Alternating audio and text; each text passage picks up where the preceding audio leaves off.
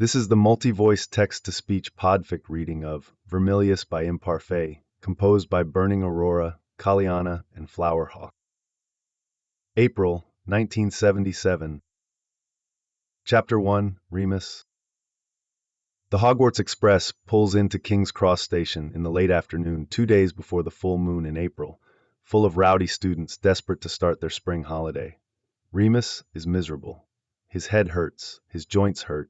The bite mark on his calf is itchy and annoyed. He hates train travel so close to the full moon. He can't really get comfortable on the train, and as nice as it is to lounge against Sirius for hours, he gets achy and he cramps. He still has an hours-long car ride ahead of him. That'll be worse, because he won't even have Sirius with him to lounge against. He supposes he could have asked, but his father is already furious, and Remus isn't sure he can put off the inevitable fight they're going to have if Sirius is with him, sleeping in his bed and making him tea in the mornings. The small mercy of turning 17 means that he can levitate his trunk behind him as he stumbles down the steps of the train with Sirius at his heels, somehow simultaneously a lovesick puppy and a concerned apprentice healer. "I've brought pain potions, you know." Sirius babbles at him. "They're in my bag." "They won't help, they never do." Remus reminds him as he makes for a bench to lean against for a moment before he tries to make his way through the mess of parents and students on the platform. "I am, before I die, going to find something that helps," Sirius says. Remus laughs. "That's what, 90 more years? I'm sure you will. It doesn't help me now. Can you see my parents?" "I'm too inbred to make it to 107. Sirius tells him as he cranes around looking for the Lupins. "I'm sorry, Mooney, but it's the truth." "You'll live to 200 despite Wahlburger." He peers through the crowd, watching for Mum's bright yellow jacket. It's hideous. It can't be missed. "Making it to 17 spites Wahlburger. Every breath I breathe spites Wahlburger. I don't have to work hard for that one." He perks up. "Oh, I found Mum and Dad. You could just abandon your family at the train station and come home with me." Remus rolls his eyes. He grabs for Sirius to steady himself as he straightens up because his knee is aching from being bent sitting for hours. "I'm sure the Potters don't need a third son." Sirius laughs and pecks Remus's lips. "They're getting one either way." There you are. Mum calls from somewhere behind him. Remus turns and grins as she rushes towards him. She's wearing the hideous yellow jacket. She looks tired, but she's pleased to see him, smiling and opening her arms to pull him into a nice, warm mum hug. He almost falls into her. He misses her while he's at school. And my future son-in-law. She says as Remus pulls back from her. "Are you coming on the 10th? Sirius asks her. He scoops Mum up into a tight hug. Coming where? She asks as they pull away from each other. Sirius turns his gaze on Remus over Mum's shoulder. Remus shakes his head slowly, eyes wide. He didn't invite them. It seemed pointless at the time, given his father's last letter. Mum wouldn't come to Diagon alone. Dad wasn't going to come regardless, and Remus didn't think he wanted to be sad about that on what should be a happy night. To our engagement dinner," Sirius says, not taking his eyes off Remus. He looks dreadfully unimpressed. which Remus clearly didn't mention. Merlin knows why. She raises an eyebrow at him. I'm sure I wouldn't fit in. She says, "I'm sure I don't give a damn about that." Sirius tells her, "You'll fit in if I say you do, which I do." And you're the arbiter of that sort of thing. She teases. Remus sees Dad cutting through the crowd toward them. Disaster bells start going off in his head. Sirius doesn't see him or doesn't care. Remus isn't sure. He's still talking to Mum about Tippy's next Sunday, Easter Sunday, Remus realizes dimly. He has a fleeting, hysterical thought that his gran is going to be furious. He takes a deep breath and slips his hand into Sirius's as Dad weaves over to them. "Welcome home," Dad says. "Thanks." Remus answers. It's stilted and strange already. Dad's not trying to hug him. He's barely looking at him. "How was the drive?" "You'd have to ask your mum. I apparated." Remus blinks. "You made her drive to London alone." He's harsh even to his own ears, but they're hours from London without traffic. Oh, it was fun. She tells him, glancing at him. I came up last night. It's been ages since I took a long drive alone. "Well, we're going home together at least." Mum frowns at him, contrite. We thought, what with the timing, it made more sense for Dad to bring you home. You've been on the train all day. Look at you, you can barely stand. "I can stand fine." Remus says. He would very much prefer to be sprawled on a bed with a heating pad on his knees, but that's beside the point. Sirius squeezes his hand. He is fine. He assures her. He's just mostly grumpy, and he won't take a potion for his headache, despite the fact that I've brought some. I told you. They work on the headaches. Sirius says, cutting him off. I have a chart. Don't try to lie to me. You have a chart? Remus echoes, voice flat. Sirius's cheeks pink. Well, it's good practice. Pomfrey thinks I've done a good job on it. You've got a chart, and you've showed Pomfrey. There's some things he maybe doesn't want Pomfrey to know. He would have preferred to have been asked. See what I mean? Sirius says to Mum, motioning at him with his free hand. Grumpy. She laughs and leans up to give Sirius a peck on the cheek. We'll let you two say goodbye, She says, stepping back from them. and we'll see you on Monday. Remus hadn't considered that. Sirius hadn't mentioned coming for the moon. Then again, he hadn't mentioned it over Christmas either, and he'd broken into the cellar anyway. At least this way he might get a meal first, before he locks himself away alone with the wolf. Remus still isn't happy about that. He worries something will happen and no one else will be there to stop it. To stop him. He could live with a great many things, but waking up to Sirius hurt, or changed, or dead, that would be the end of him. Yeah. Sirius squeezes Remus's hand again. Remus sees Euphemia and Fleamont waiting by the flue point with James in the corner of his eye. They're watching them. Remus is sure they want to go home. He's equally sure Fleamont and Euphemia would stand there and wait forever. You should go. He says, nodding toward them.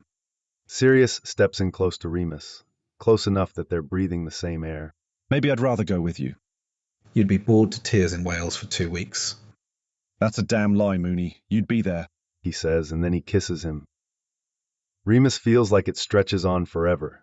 He's out of breath when Sirius pulls away. Remus knows he's red as a tomato, but he's also pleased, because Sirius is his and unabashedly unashamed of it. Remus never thought he'd get to have this at all, and certainly not with Sirius Black. He's glad to be wrong. Sirius rifles through his book bag and comes up with a vial with silvery pain potion shimmering inside.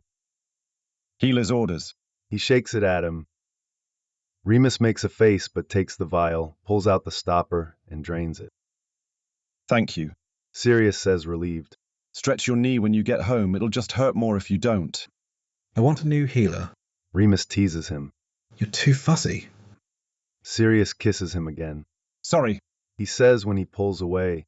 You're stuck with me. Remus. Dad sounds annoyed. Remus wants to ignore him just to needle him, but he pushes down on the petty instinct and sighs. I love you. He tells Sirius, which he's sure has the same effect.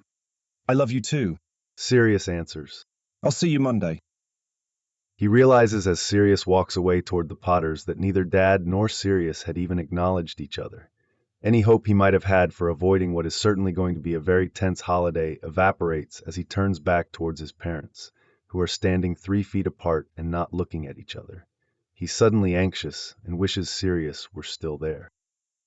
He takes good care of you. Mum says, rather pointedly. Remus can't help the small smile that tugs at his lips, despite the knot forming in his stomach. He does. In the end, Remus gives in and lets Dad apparate him home. The pain potion made his headache subside, but his body still hurts, and he doesn't want to deal with having an argument over Mum driving home alone. There's something else going on, something between them that he isn't privy to, and platform 9 3/4 isn't the place to have a fight. Dad apparates them into the yard. Remus stumbles. He hates side-along. It makes him nauseous. He makes for the house because he needs a glass of water before the sweets from the train make a reappearance. Dad follows him. They still really haven't said much to each other. He collapses into a chair at the kitchen table with his water and slumps, stretching his legs out under the table and almost moaning with relief. His calf is still itchy and annoyed, but his knees, thank Merlin. He looks up at Dad, leaning against the counter and watching him carefully. I'm fine. He says. It's just the usual aches and pains. Dad sighs. I wish. He stops and looks away. There's no use wishing. What's going on with Mum and you? A disagreement. He answers. Clearly. Remus's voice is ice cold. He'd feel bad. But Mum is driving back home from the train with only his trunk for company, and she already looked so tired. I meant specifically. Dad shakes his head. You're ill, Remus. We can talk about it after. I'm always ill. I'll be ill forever. Life doesn't stop. Remus replies. We could have flued. She didn't want to. Remus narrows his eyes at him. An awful thought starts to bloom in the back of his head. Mum loves to flu. Dad throws his hands up. I don't know what you want me to say, Remus. The truth, actually. He answers. Because I'm starting to think you aren't speaking to each other, and I hope I'm wrong. Well, we'll both have to learn how to live with our disappointment then. He snaps. That gets him to sit up straight. What's that supposed to mean? Dad waves a dismissive hand. Leave it, Remus. Is this really about Sirius? He shakes his head, disbelieving. Are you fighting with Mum about Sirius? Of course I am. He explodes.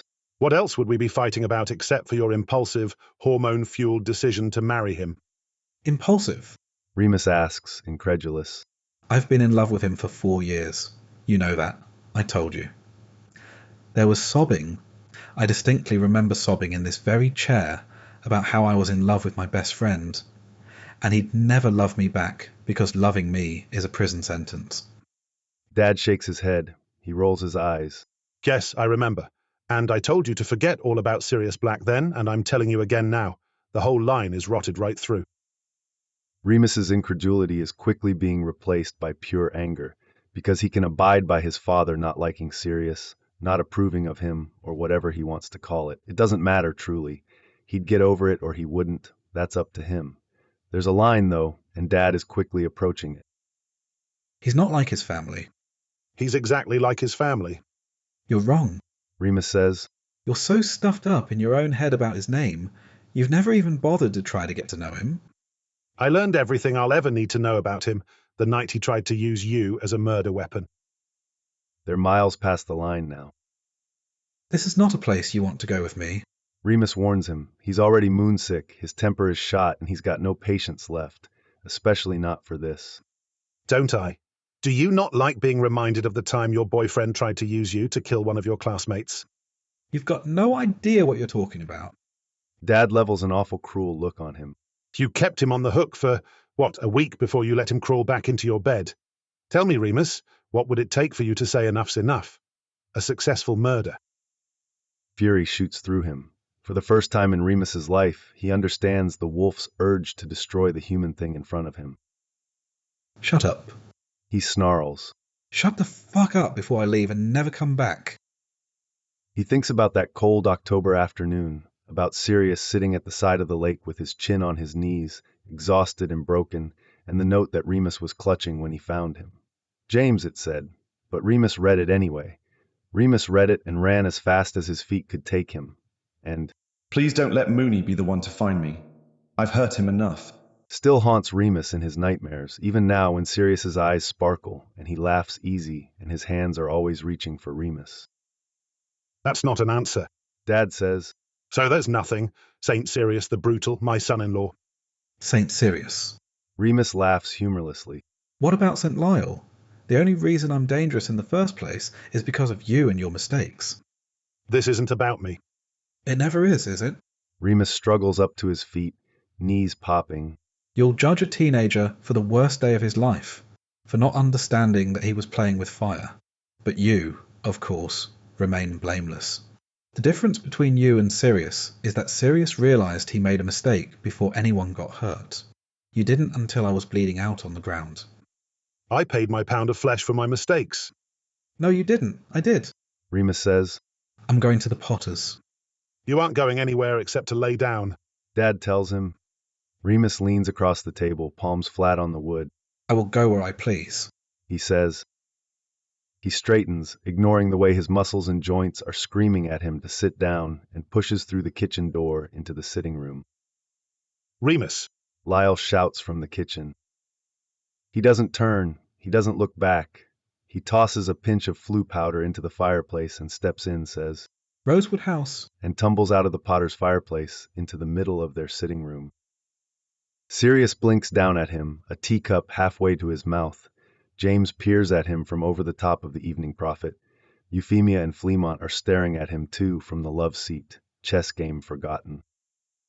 Mooney. Sirius asks. He sets his tea down carefully, as though the room is rigged to explode. Remus sighs irritably. I've had a row with Dad. He says, Can I bunk with you for a couple of days? Chapter 2, James. James Potter is not an angry person. He grew up laughing. He considers himself generally affable, although not toward Slytherins. A man has to have a line. He loves his friends' parents. Giles Pettigrew's a bit dry, but he's got wicked jokes when he gets a little brandy in him. Mildred Pettigrew, now there's a woman. She's all flashy printed dresses, warm hugs, and trays of biscuits and sweets. Hope Lupin taught him about the telly and rock and roll, and she tells wicked stories from when she was young. James could listen to her talk for hours. She could read Mooney's transfiguration notes to him, and he'd be transfixed by the sound of her voice. Sirius's parents, well, the first set don't count anyway, and he loves his own parents more than anything. Mum with her happy smile and the warm affection she has for both of them. Dad with his good humor and his fierce protectiveness. He's thinking about them all, the collected parents of the mischief makers, alone in the back garden with a glass of elderflower wine while he stares up at the full moon. Dad took Mooney to Hogsmeade earlier in the afternoon. Sirius disappeared shortly before moonrise. James isn't stupid. He knows where he's gone and what he's doing, and he's glad for it. But that leaves him alone and a bit tipsy and absolutely fucking livid at Lyle Lupin. It's just not on to say those things to Remus at all, but especially not so close to a full moon. James drains the dregs of his wine. He's got half a mind to go and tell him so himself. He looks back up at the moon and thinks of Mooney and Padfoot in the shack in Hogsmeade. Sirius won't venture out into the forest with the wolf alone. They're probably breaking what's left of the furniture, Padfoot and the wolf on a merry chase. In the morning, Sirius will heal what needs to be healed, and Remus will sleep, achy and exhausted. Dad will apparate back to Hogsmeade to bring Mooney home, and Sirius will sneak back in as if he'd never been gone. James has no part to play in that. He can't without arousing suspicion. It's easy for him to stretch the truth and tell their parents that Sirius goes to ground on full moon nights, that he'll come back up for air after the moon sets, and he knows Remus is safe. They'll believe it because they've seen how Sirius looks at Remus. The truth, of course, being more absurd than the lie. The screen door swings open. Dad comes out with a bottle of wine and his own glass. Not for your thoughts, He says and refills James's glass. James looks up at the moon again. I can't believe a father would say those things to a son. You'd never. Dad doesn't say anything. He sips his wine and stares out into the dark behind the house for a long while. People are hard, He says eventually. and it's harder than you think to know what you'd do in their shoes. It's easy to know what I wouldn't. I don't think I would either, but I can't know. They're both quiet for a long while, lost in their own thoughts. Dad glances over at him. Why did you save that Snape boy's life? It was the right thing to do. It was. He agrees. But why? You didn't have to do it. James doesn't have to think about it. The Ministry would have killed Mooney, He says. and Sirius would have gone to Azkaban, or worse. Dad looks back out at the tree line. Should I be worried that you weren't concerned at all if Severus lived or died? No, James says. it's not like that. Of course I didn't want someone to die. I'm not judging you, James. Dad promises. You were saving a life either way. 4 lives, really. Do you? He peers down into his wine. Do you think Remus shouldn't have forgiven him? I think that's entirely between Remus and Sirius, and none of our business, but to be happy they love each other. James looks over at him. Dad's still staring out into the forest. That's not really an answer. He laughs softly. I suppose not. No, I think Remus did what he thought was right, and Sirius has a good heart, which Remus knows better than the both of us. He wanted to die afterward. James says. I was so terrified he'd try something stupid. I'm still scared that he might feel that way sometimes. Every time someone talks about it, he just... James thinks about the way Sirius's eyes sometimes lose focus. His long stare into the past, Remus sometimes calls it. The Bogart behind his eyelids. Do you think he needs to speak to someone? James shrugs. He talks to McGonagall, these hours-long chats sometimes. Minerva is a wonderful woman, but she isn't a therapist. Dad sighs. This is supposed to be a happy time for them. James glances back up at the moon. Well, not tonight. He says, I'm tired. Get some sleep then. Dad says, Mum's going to see to Remus at moonset. Thank you. James tells him he means it. You don't have to do any of this. It's the right thing to do. Dad replies, and then, Incidentally, James, what is Sirius's animagus form? James freezes, wine glass at his lips. What? Mandrake leaves are expensive. Dad says gently, I keep count of them. They have limited uses, and this is the second full moon that he's disappeared. I'm an old man, but I'm not a stupid one. James swallows around the lump in his throat. He sets his glass down on the edge of the porch, railing with a tremble in his hands. A dog. He says quietly. Padfoot. Dad muses. And you, what's Prongs?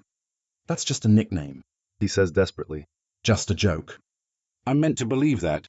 Dad looks at him, eyebrows raised. James crumbles. He's never been able to lie to his parents. A stag. Fitting. I like to think so. James chews on his lip. You aren't angry. What would I be angry for? You've grown into a good man, James. Dad puts a hand on his shoulder. It's reassuring.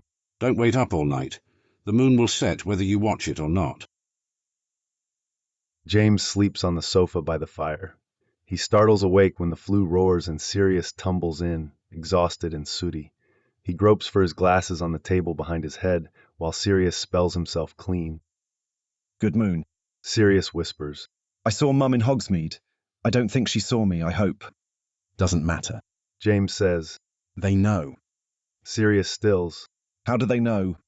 Well, I didn't account for Dad counting his mandrake leaves when I stole them, did I? He asked me outright what we turned into last night. Sirius clenches and unclenches his fingers, possibly willing himself not to strangle James. And you couldn't have lied. He sighs, exasperated. We're going to have to register. Ugh. James says, throwing himself back down onto the sofa cushions. I only have the capacity for 3 crises at a time. He tells Sirius. How's that working out for you? Poorly at the moment. James admits. Mooney's all right. Caught himself on the collarbone this morning, but I took care of it. He's tired. I left him sleeping. Sirius narrows his eyes at James. Which apparently I didn't have to do. See, it could be a good thing. James points out. Remind me never to invite you on a jewel heist. What would we need a heist for? I've got a vault full of jewels. Although I do know Dad keeps accounting of those.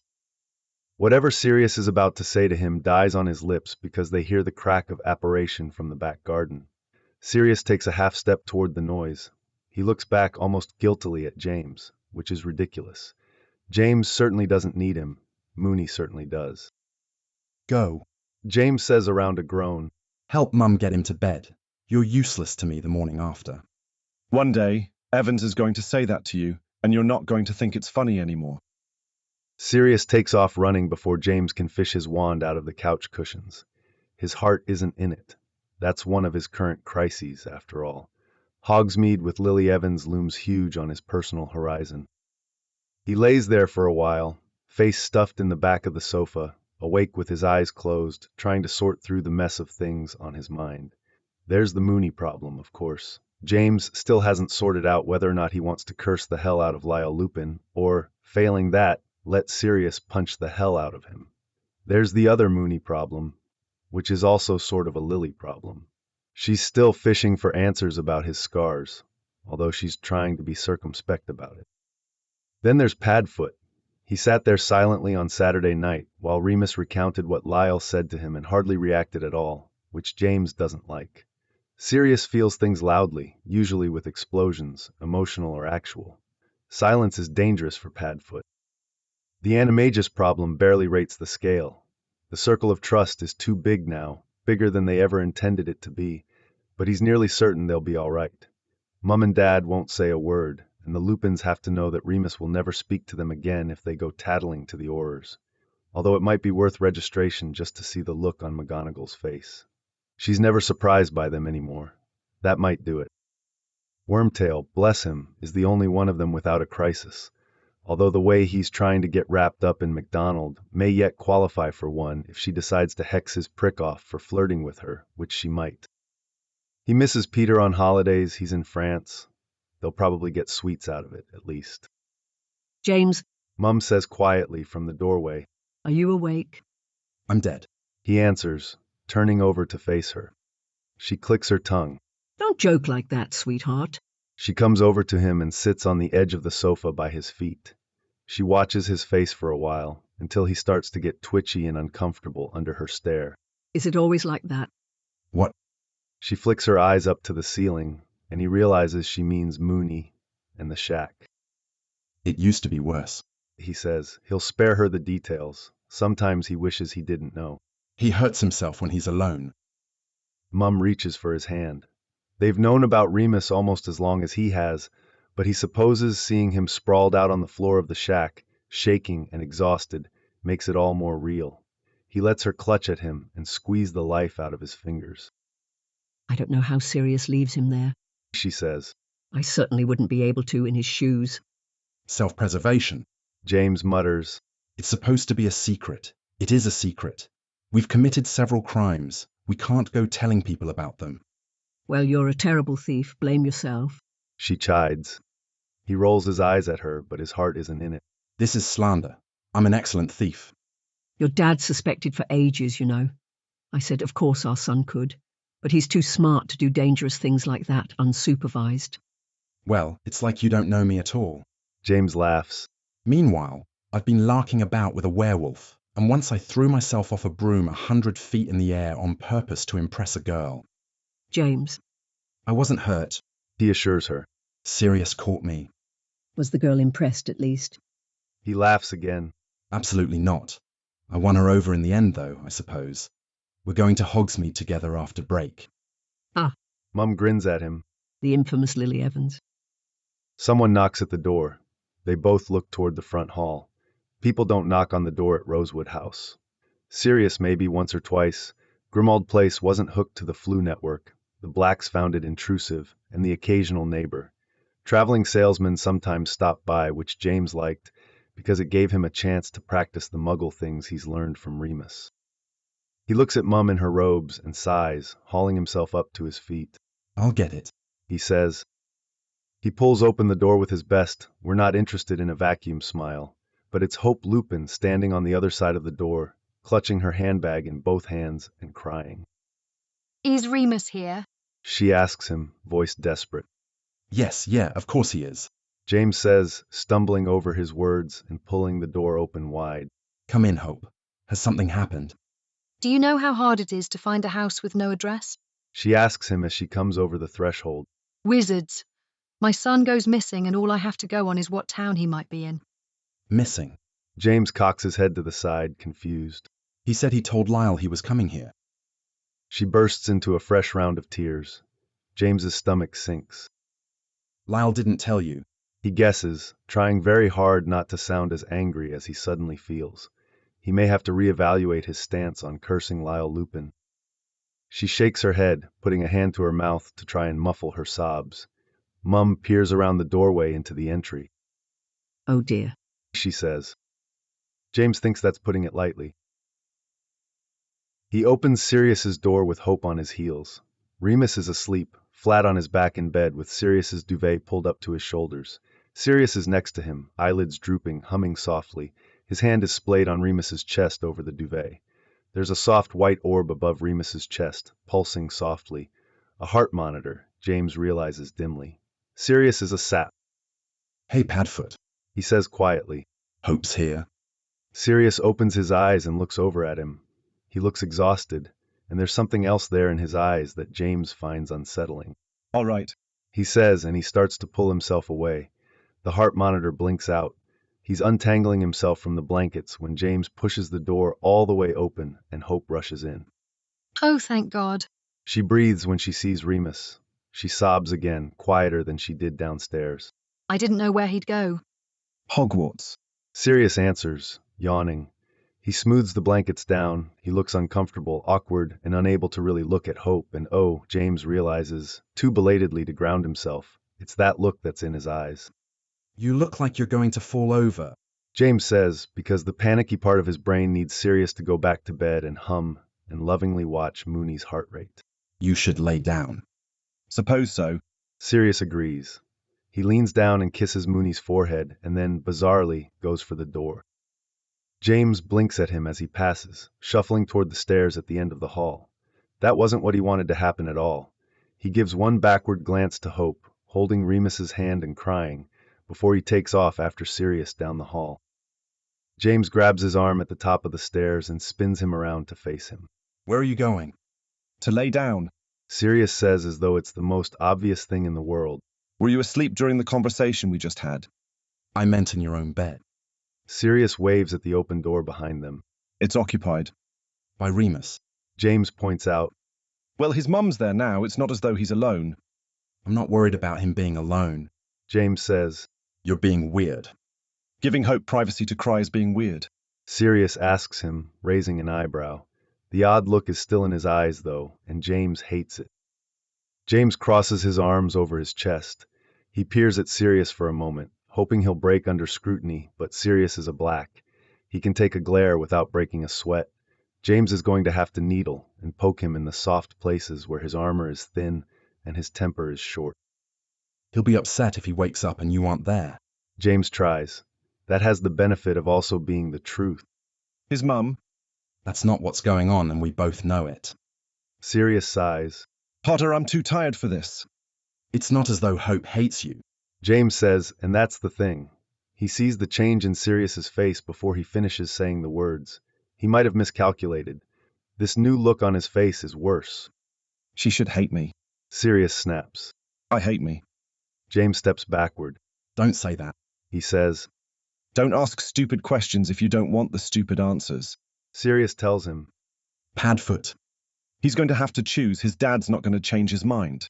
Sirius sounds nasal and frantic. He's not looking at James, and James knows it's because he's crying. And who am I but an idiot who almost made him a murderer and got him killed? Stop. James says. That's not true, and you know it. It is true. I was there. Sirius scrubs at his face. Lyle's right. I am rotted right through. You're going to listen to him, like he's some authority on right from wrong. James snaps at him.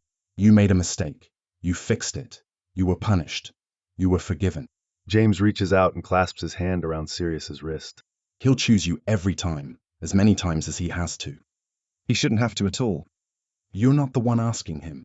James says. He sighs. Sirius, you've got to stop this. I know it hurts, but I'm worried about you. That you're going to. James can't even think the words. Sirius scrubs at his face again with his free hand. He looks up, eyes red-rimmed and dull. Tried that once already. He says. It didn't take. James's heart skips. What? After the incident. I don't want to talk about it. James yanks his wrist hard. Sirius stumbles and falls against him. He doesn't even struggle against the hug, which James is grateful for, because he needs to hug him and make sure he's there and solid and alive. Life would be miserable without his brother. James doesn't think he'd even be able to smile. Don't you fucking ever. James says against his shoulder. Don't you dare, Sirius. I won't. Sirius promises. I don't want to die anymore.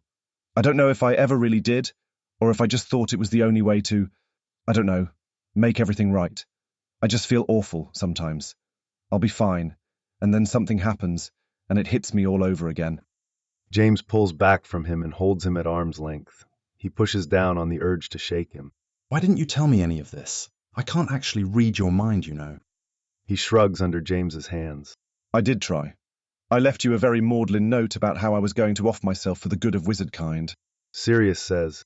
Mooney came screeching down from the castle and dragged me to the hospital wing by my ear. Of course he did. James squeezes his shoulders. Because he loves you. He loves you twice even. Sirius laughs.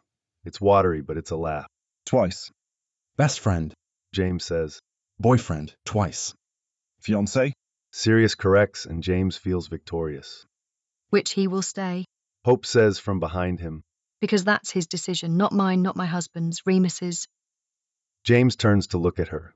She's standing in the doorway of Sirius's bedroom. She's furious, but not at them. She looks the way his mum did when Sirius sat beside her and told her what happened on the night he ran away. Sirius takes a step backward as if he's going to flee for the stairs, but James shoots his hand out and catches him by the wrist again. He's been very cruel to you, Sirius. She tells him she's still crying. And it isn't fair. He's wrong besides. I've met rotten men. You aren't one. You wouldn't feel the way you do if you were. She shakes her head. Come here. She orders. Sirius goes to her and stands, awkwardly shuffling his feet in front of her. He's looking at the floor. James hates this. That's not Sirius. It's some shadow of him. Sirius would look at her face and smile at her and toss his hair over his shoulder and preen. She hugs him and leans up to say something quietly in his ear. Sirius chokes out another watery laugh, but then he's hugging her back, fierce and tight. Go get some rest, She says as they pull apart. She gives him a gentle nudge across the threshold of his bedroom. I know you've been up all night. You'll feel better after a long sleep. He hesitates for a moment, but nods at her. She closes the door behind him as he pads across the room toward the bed. James hears the dead air, nothing of a silencing spell wrapping the room, and he hopes against hope it's not so Sirius can fall apart without waking Remus. Chapter 3. Fleamont. Fleamont Potter can count on one hand the number of times he stepped into his sons' lives to fix something that they couldn't. Once, when James came home with a black eye at 6 years old from one of the village boys. Once, to stare Albus Dumbledore down and threaten his job if he expelled his children. Again, when Sirius ran away and was shaking with fright from the sound of Orion's voice. 3 times in 17 years. This is the 4th. Monty hopes it'll be the last, but he'll do it forever if he must. He wants his boys to have long, happy lives, filled with laughter and warm memories. He never wants to stand at the bottom of his stairs and listen in horror to his son explaining to his brother how he thought his death would unburden them again. He thinks about Sirius, their little star, winking out, the havoc that would cause. James's world would dim to nothing. Remus would lose himself in grief if he survived at all. Euphemia, losing her second son so soon after finding him, he doesn't have words for how any of them would feel, the shockwave it would carry over them all. So he will try to fix this, because Sirius has been his charge since long before Orion disowned him, and Monty claimed him as his own. James has called him brother almost as long as they've known each other. Monty's thought of him as son since the first time he saw the two of them together. There's power in family magic, Monty knows, and Sirius is more Potter than Black because of it. Monty appears with a crack in the back garden of Remus Lupin's childhood home as the waning moon rises in the sky. Remus is asleep in Godric's hollow in his son's bed. His mother fell asleep in an armchair long before Monty left. They're both safe, away from whatever this confrontation will be, which is what Monty wants. Cruelty toward one's own child is a coward's game. He supposes he shouldn't have expected bravery out of a Hufflepuff, but he expected cruelty out of Orion Black, not Lyle Lupin. He strides across the yard and pulls open the screen door without knocking. Lyle's there, standing at the counter with a mug in his hand and the paper spread out in front of him. He does not, Monty notes, look very bothered by his missing wife and child at all. Lupin, He says. Potter, Lyle answers, not turning. He sips his drink. I was wondering when you were going to turn up. I had to see your son to safety first, Monty tells him. but I'm here now. Lyle does turn then. He looks furious, his face hard and drawn. I thought that's what he had his pet dog for. Monty doesn't dignify him with rising to his bait. He takes a seat at the table in silence, steeples his hands in front of him, and watches Lyle's face carefully. There's nothing there but anger. Monty was hoping for regret or fear or anything else. Anger is like gold, impossible to transmute. It can only be hammered at and shaped. Sirius is capable, but he doesn't have an apparition license. Monty cocks his head to the side. Remus is uninjured, so you know. He was sleeping when I left. I'm supposed to believe that would stop him. The rules don't apply to Sirius Black. Lyle rolls his eyes. Animagery, apparition, attempted murder, take your pick. I spent years following my father around in the Wizengamot. Monty tells him. Attempted murder requires intent, which he lacked. Monty doesn't bother to deny the other things. He knows they're both true. Lyle laughs. It's ugly and humorless. You can't sit here and tell me he didn't intend to kill that boy. Oh, I doubt he even wanted to do more than get a rise out of him. Monty straightens his back. He didn't think before he spoke. His crime was being 15. My son could have died, Potter. So could have mine, both of them. He's not your son. Lyle snarls at him. He's Orion Black's son, and he proves it day after day. If he ever was, he hasn't been for a long time. Monty shakes his head. No, he's mine. That heart of his is all Potter. Lyle slams his mug down. It shatters. Monty doesn't twitch. He tried to kill someone. Yes, Monty agrees. himself. Not Severus Snape or Remus. The only casualty that night was Sirius. He saw to that before it was too late. We both saw him after. Did he look like a murderer, sobbing in Dumbledore's office, begging to be expelled so Remus could stay? Lyle doesn't say anything. There's nothing for him to say, Monty knows. He's right in this. What happened, Lupin? They've been together for the better part of 2 years. He spent 3 weeks here in the summer. It's been clear to me at least that long that they'd marry. Not a word from you until now. He's a child. He doesn't know what he's doing. His nostrils flare. He's red and blotchy from his anger boiling over. They've reached adulthood. It's not unusual to be engaged at 17 in the old families. You know that. Monty himself had been, and he loves Euphemia still, more and more every day they spend together. Lyle snorts. Oh, yes, the fine pure blood tradition of child brides.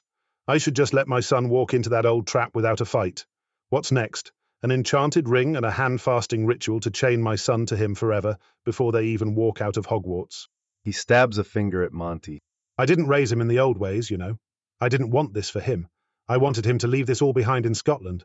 A fond memory of his schoolboy romance, not a life chained to the dregs of the House of Black. You'll lose him over this, you know. Monty warns him. His patience is in tatters. So be it then. That's his choice. He's free to make it.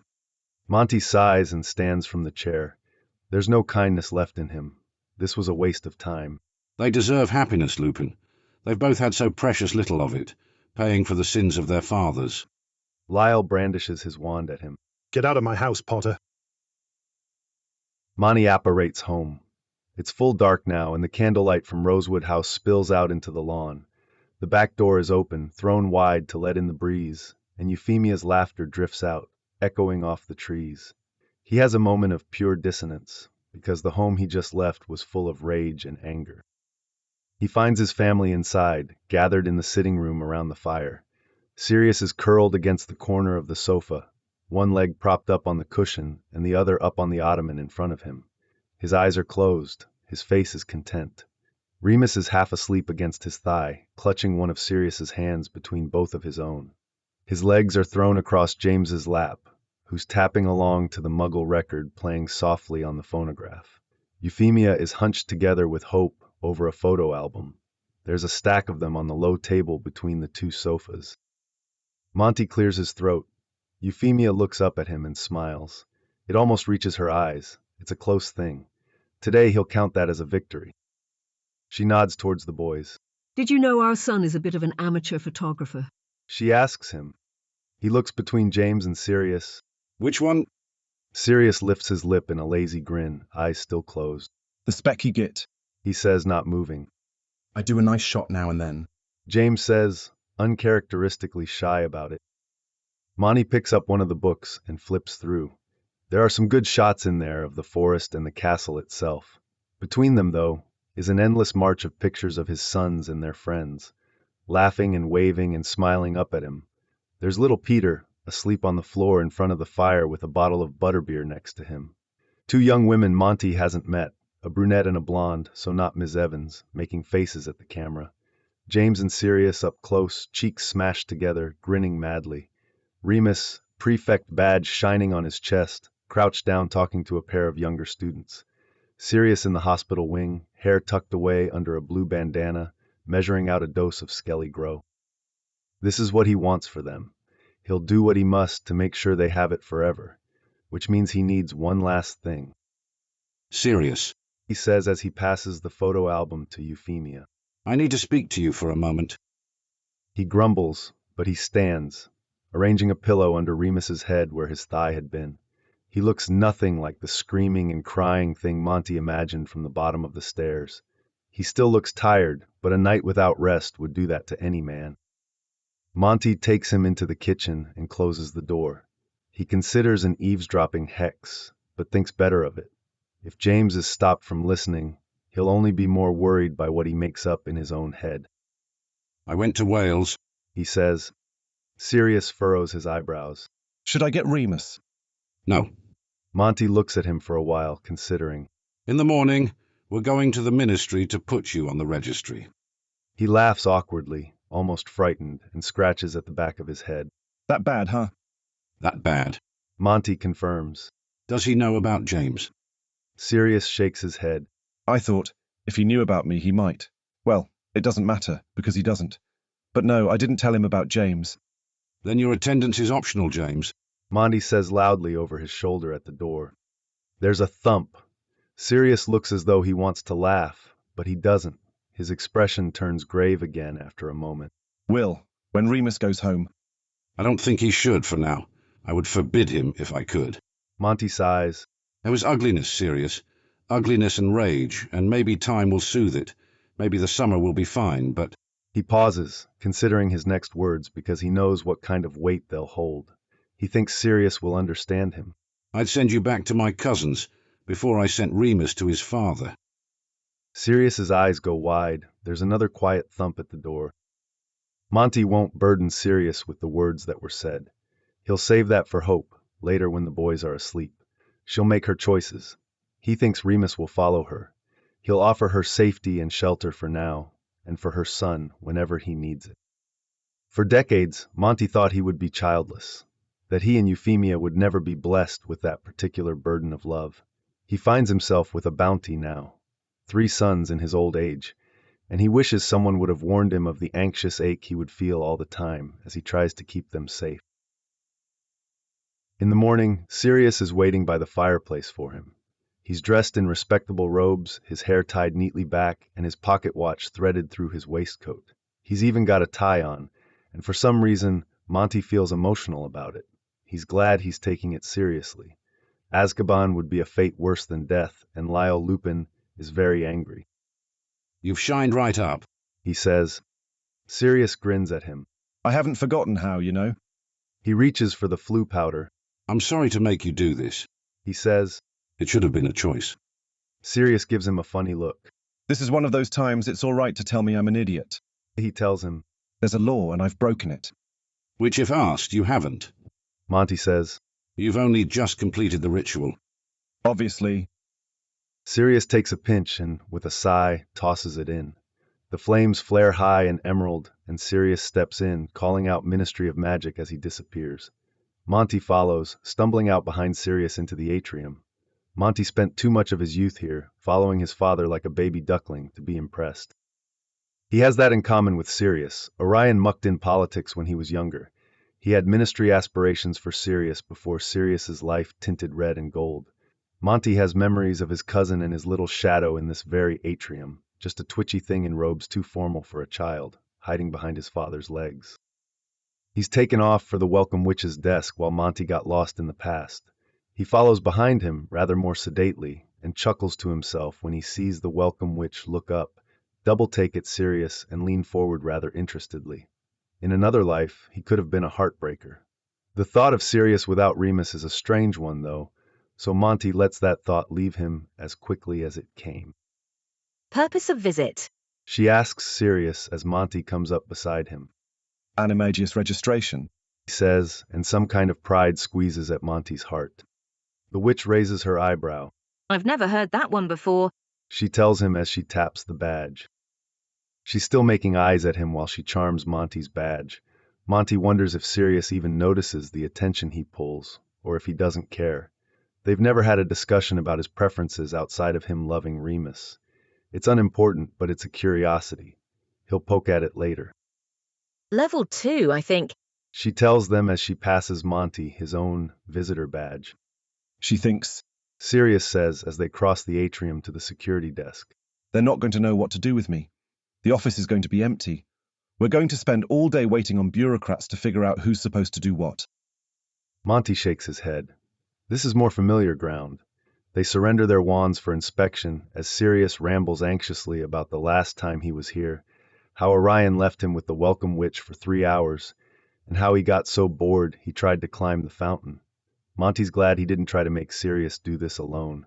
He wouldn't have made it through the flu. They take the lift to level 2.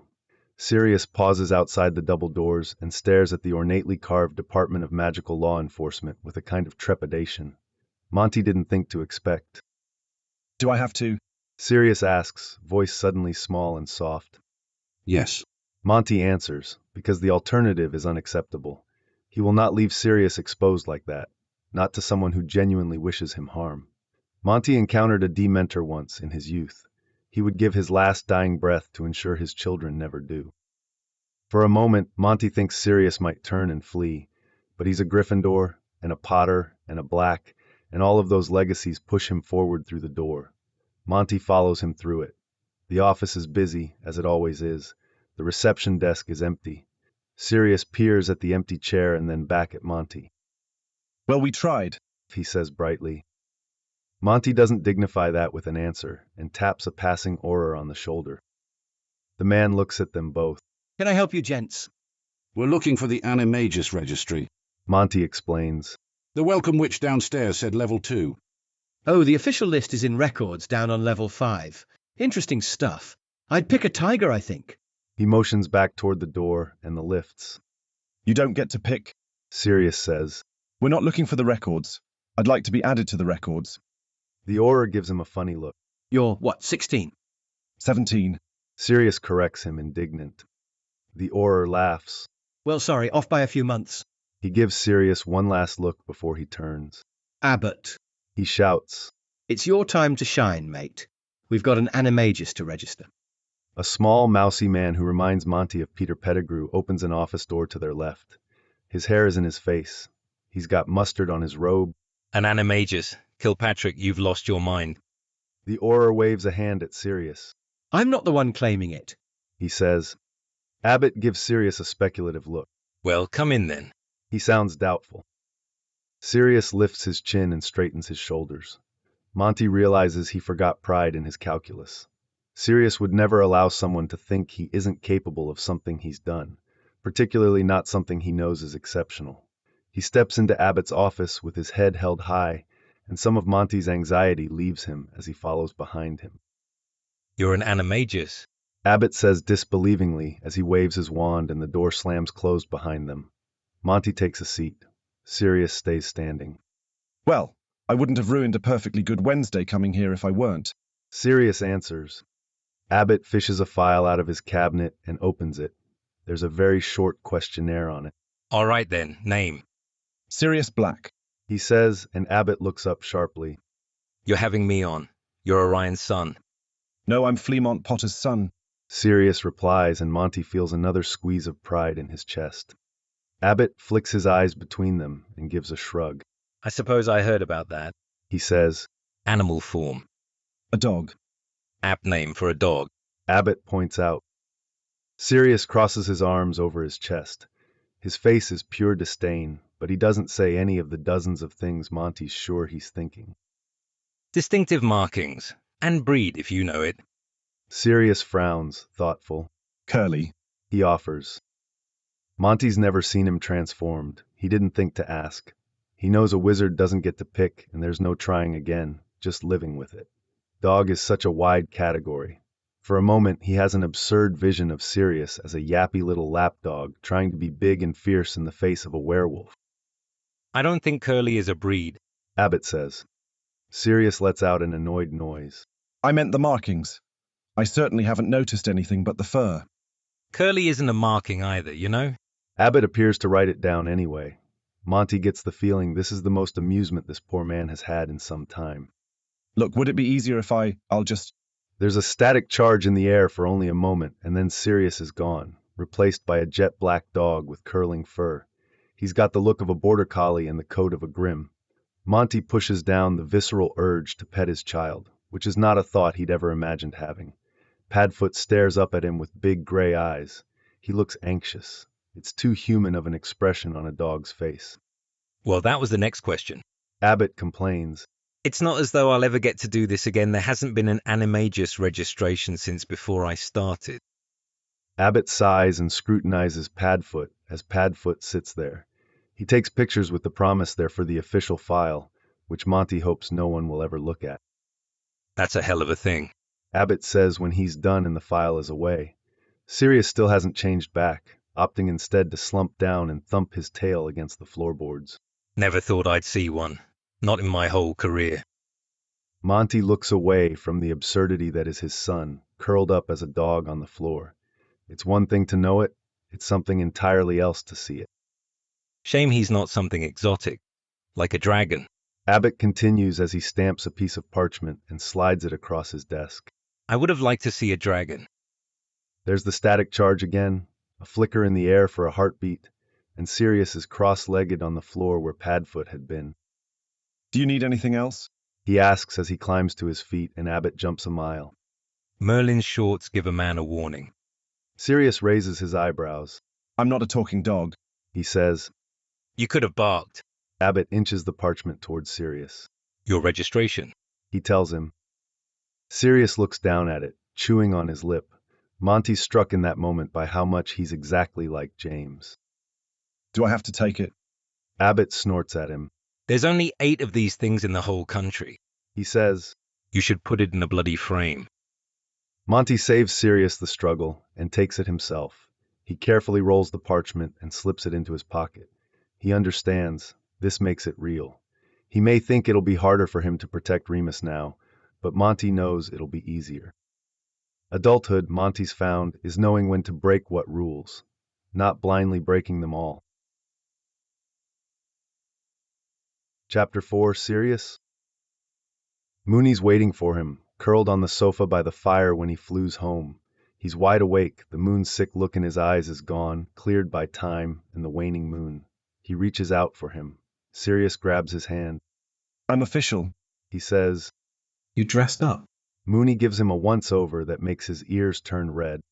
He pulls Remus up off the couch.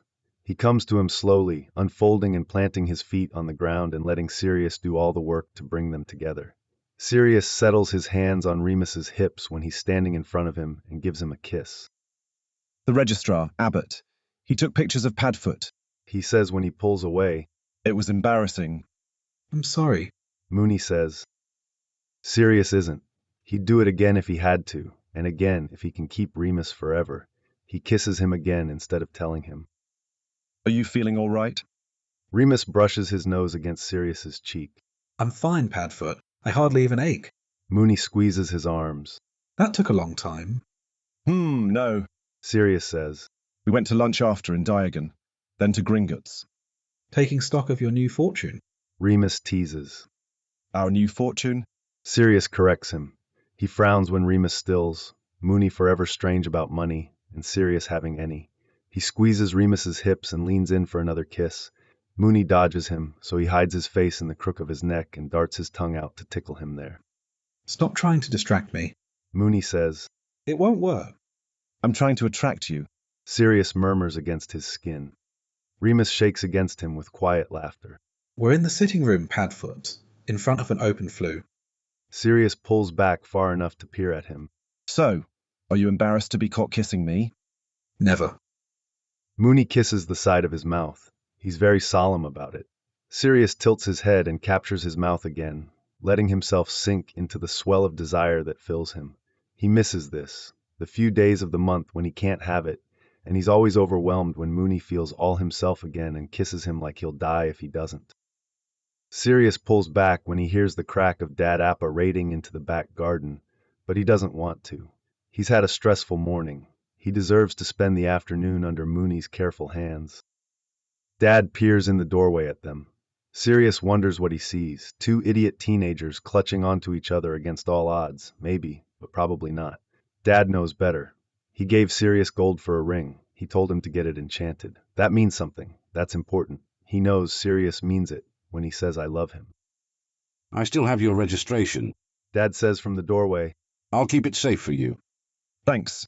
Sirius squeezes Remus again as he steps away from him. Thanks for coming with me, too.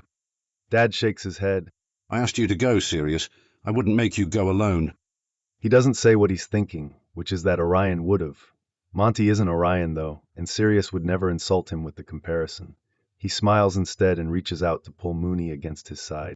It wasn't so bad. Embarrassing, but I expected more prodding. I hope no one sees the pictures. I didn't know what I expected. Dad says slowly. But your padfoot is exactly right for you. Sirius puffs up with pride. He's seen his own doggy face in reflections, but he's never seen Padfoot, really.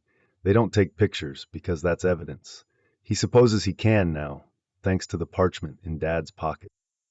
He's very pettable, I've been told. Prongs falls for it every time. Sirius says.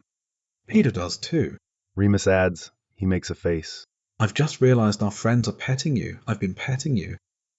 Sirius has enough tact and grace to not bring up the fact that just 2 nights ago, the wolf spent what was probably several boring hours grooming Padfoot's fur. Remus doesn't like to hear about the wolf, and what he does and doesn't do on full moon nights aside from not eating his friends. It would prove Sirius's point, though. He's very pettable. Even werewolves can't resist his charm. I'm sometimes a dog. Sirius points out, even though Remus pets his hair when Sirius is human too, Sirius finds it oddly soothing. Dad laughs. He leans against the doorframe with his arms crossed, watching them both with kind eyes. It's an extraordinary thing you've done. Sirius shrugs. It wasn't that hard. That's not the part that's extraordinary, he says. His eyes flick to Remus and then back to Sirius, and Sirius understands what he means. Sirius squeezes Remus against him again. We're going to tactically retreat from adulthood. He tells Dad. That's probably a wise idea. Dad says. It gets harder the older you get. Take advantage of it now. I've had a very taxing morning. Sirius tells Remus as he pulls him along behind him into the hall. I would like to hide in my bedroom and speak to no one else for at least 4 hours. Remus laughs. I've been in bed for 3 days, you know. What's 4 more hours then? Sirius gives him a gentle shove toward the stairs. Remus takes the stairs 2 at a time like he always does when the moon-sick feeling fades away and he can breathe again. It's 2 days after. Remus is fine. They've got 24 days before he starts to ache again, before he wakes up with a headache and an itchy calf. 24 glorious days before Remus gets frustrated with his own inability to move without hurting. Sirius shoves his bedroom door closed behind them and tosses a silencing spell at the walls. It's presumptive, even for him. Still, Remus arches an eyebrow at him. Confident, Padfoot. I have not touched you, Sirius says, sounding strained even to his own ears as he rips his tie off. Since Thursday. That's just a lie. Remus sits on the edge of the bed, head cocked, watching Sirius strip himself out of his robe and his waistcoat. It is not, he says. He puts his watch carefully on his desk and tosses his waistcoat back toward the wardrobe he'd fished it out of that morning. It was definitely Thursday. I came back from the hospital wing and I woke you up and you said, I wasn't aware you only counted touching me as specifically touching my cock. Sirius freezes halfway through unbuttoning his shirt. He looks up at Remus with wide eyes. I don't, Mooney, no. He whines. Mooney hides his face behind his hand, laughing. Bastard. Sirius says, Maybe I don't want to touch you at all now. That's another lie. Remus hops up to his feet and comes to him, finishing the work of unbuttoning Sirius's shirt and tugging it out of his trousers. He slips his hands underneath the open front panels, smoothing his way around Sirius's waist until they're pressed together again. You can't make it a week. I'm not an idiot. I won't take that dare. Good, because it wasn't one. It was a statement of fact. Remus leans into him, nosing at his collarbone. You looked good, all dressed up. Don't get used to it. Special occasions only. Sirius slides a hand up the back of Remus's t-shirt, resting his hand flat against the middle of Mooney's back. He's warm and his skin is soft and unscarred there, too awkward of a place for the wolf to reach. Remus shivers a little, goose pimples raising on his skin. They stand there together in the middle of the room for a while, not even kissing, and it's ridiculous that Sirius is hard from just holding Mooney, but he is, because it's been 6 days.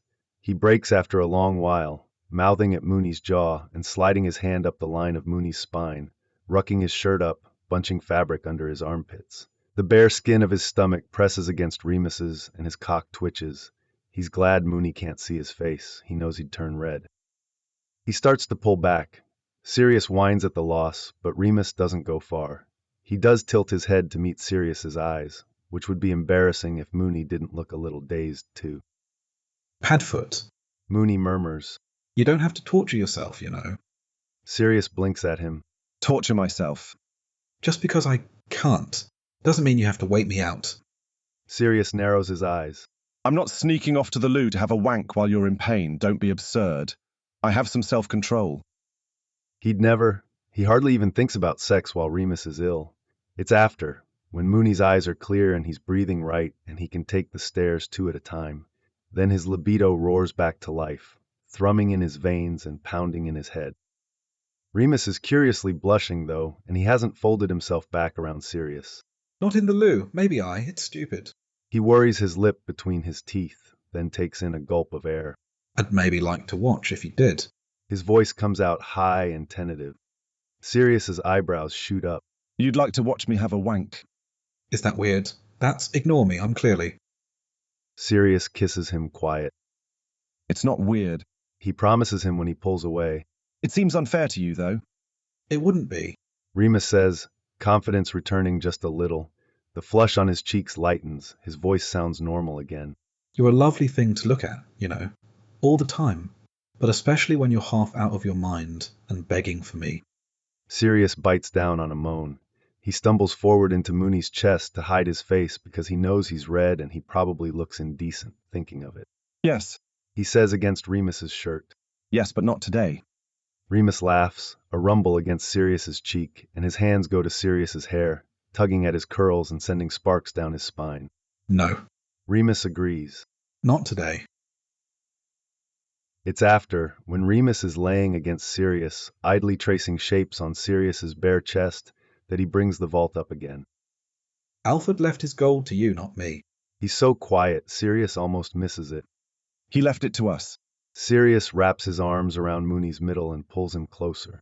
You're going to marry me. I'm sure I told him at some point I was going to ask you. And here I was thinking it was a spur of the moment, post-coital romantic gesture. Sirius sniffs. I had a plan, Mooney. Valentine's Day, the room, luring you in with my animal magnetism to lower your guard. Planned, all of it. Lower my guard? He looks skeptically at Sirius. When have I ever said no to you? 3rd year, November. I tried to give you 2 galleons for Hogsmeade and you told me to go fuck myself. Remus laughs into his shoulder. All right, once. That's just the first one that came to mind. You and money. What's mine is yours, you know. It really isn't. Oh, get fucked. Sirius says gently. He curls his fingers under Remus's chin and tilts his face up. It is if I say so, which I do. What will you have me do? Let it rot in Gringotts until we're both dead and whatever's left of my family fights over it. Remus shakes his head. You seem straight out of a fantasy novel sometimes. A brooding prince in a Scottish castle, vault full of gold and all. Sirius makes a face and leans in close enough to Remus's face that he's cross-eyed, trying to meet his eyes. I'm not a prince, he says. I'm just a lovesick idiot who wants to spoil you rotten and has the means to. I'll spend the whole fortune on you. That gets him a laugh, soft and sweet. On what?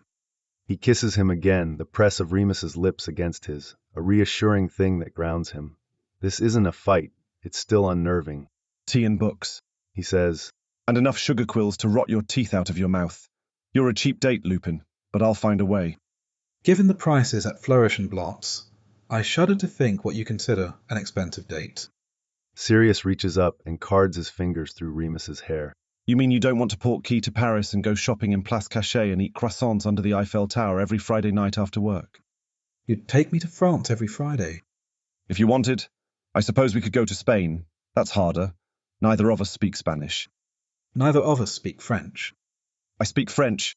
Sirius reminds him, which he does, poorly, learned out of necessity, to avoid both Walburga's wrath and his governess hitting his knuckles with her wand when she got annoyed with him. Most of the words he knows wouldn't be helpful in a shop. Remus rolls his eyes and tugs on one of Sirius's curls. You hardly do. You only ever insult people. I can insult people in German. I don't speak German. I can order us croissants is the point. Je voudrais 2 croissants, s'il vous plaît. Or something. I cannot order us a flan. I don't even know where to begin. He ducks his head down and kisses the silvery scar on Mooney's bottom lip. We can get a phrase book, Remus suggests. Sirius laughs against his cheek. All right, then we're going to Italy for gelato too, if we're going to be horrible tourists and not even try. Is this all one theoretical Friday? Remus asks. We'd be exhausted. Sirius lifts his head up, suddenly feeling rather earnest. We're going to have a lot of Fridays, Mooney. he says. We can pace ourselves.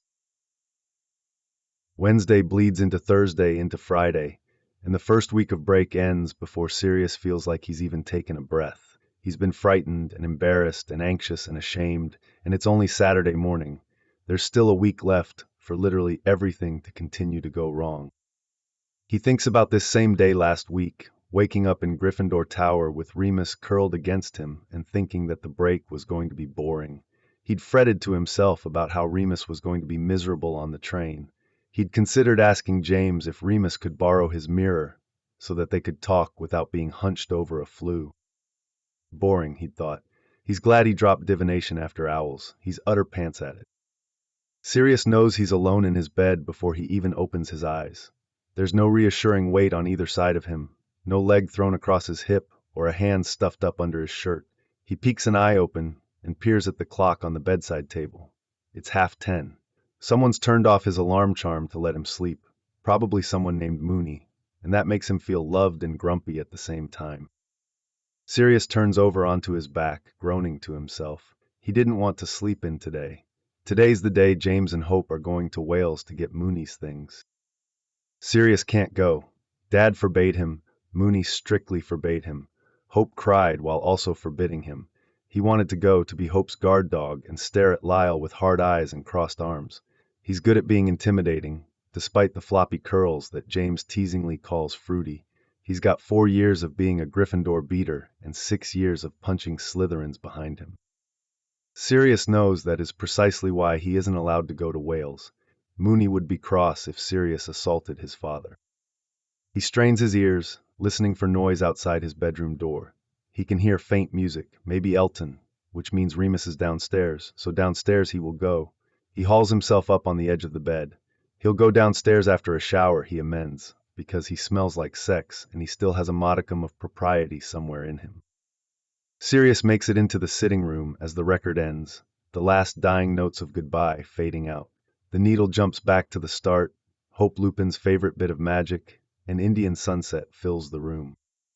Play me some Freddy, Sirius says, leaning against the doorframe, watching Remus shuffle through a stack of records by the phonograph. Not in the mood. Remus answers. He turns and gives him a half smile. Not in the mood for anything, really. They've gone. He nods. You let me sleep through it. Carefully engineered it. Remus corrects. He scrutinizes Abbey Road and puts it in the growing discard pile by his knee. That's how Sirius knows he's feeling awful. The only thing Remus loves more than the Beatles is Sirius, and it's a close thing. Well, at least you admit it. Sirius goes to him and sits next to him on the floor. I wouldn't have tried to go, you know. You asked me not to. Remus sighs. One of James's flaming Wisby records gets chucked on top of Abbey Road. You've been strangely calm about all this. He says, I know something happened after the moon, but no one will tell me what, and I'm annoyed by that. Sirius makes a mournful noise when A Night at the Opera gets tossed away. You haven't asked. He says, What about The Who? Who's next? Is that even down here? Remus asks him, shuffling through the stack again, suitably distracted for a moment. Should be. Sirius leans his head on Remus's shoulder. He centers himself, practices calm like Flitwick told him. He isn't angry, but it helps with this too. I told James about the last October. He says, Sort of screamed it at him. Everyone heard. Remus freezes, hands shaking around schoolboys in disgrace. You told him? Not all of it. Just the important parts, I guess. Sirius swallows thickly. I made your mum cry. Sorry about that. Remus drops the record back onto the stack. You don't ever have to apologize for that. You know that. For making your mum cry. That's not being a great son-in-law at all, Mooney. Mooney presses his fingers against Sirius's mouth. You know what I mean? He says in his no-nonsense prefect voice. Yeah. Sirius agrees against his fingers. He kisses them. Mooney takes them away and scrambles for Sirius's hand.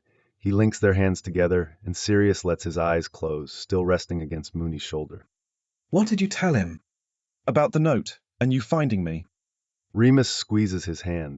Padfoot, I need to know what he knows so I don't tell him things he doesn't. That's important. I promised I wouldn't. Just that. He said he was afraid I was going to do something stupid, and I said I tried that already and it didn't take. Remus's hand is a vice around his. That's all. He asked why I didn't tell him. I said I tried, but my snoop of a fiancé reads other people's mail. Don't joke about it. Remus says, voice breaking. He turns his face into Mooney's shoulder. Sorry. He mumbles. I know it was horrible for you. For both of us. I don't remember most of it. Sirius says against the cotton of his shirt. He has shards of it, an empty vial dropping into the sand, him choking out. I'm sorry, it wasn't supposed to be you. The whole world is going gray around him. Remus Lupin crying the last thing he'd ever see, the thought that at least this was the last time he'd make Mooney cry.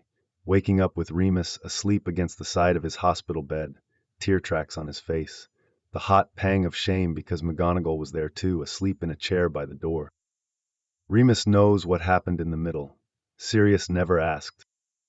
Mooney shifts. Sirius lifts his head up and finally opens his eyes again.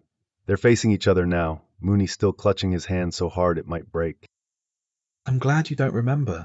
Remus says, I wish you didn't. Sirius leans forward and kisses him, careful.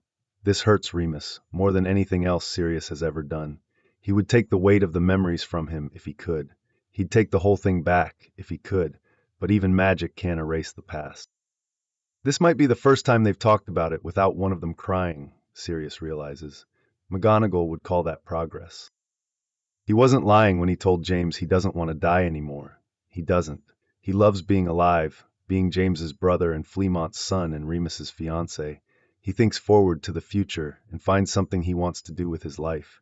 He can even joke to James and sometimes himself about the darkest night of his life if the mood is right. And it is, more often than it isn't. Progress. He's getting better. I'm proud of you for telling him. Remus says. I know it was probably hard. It was petty, and in the middle of an argument about how your mum should hate me, and you were going to leave me. Sirius scrubs a hand over his face. I'm still not all the way together, you know.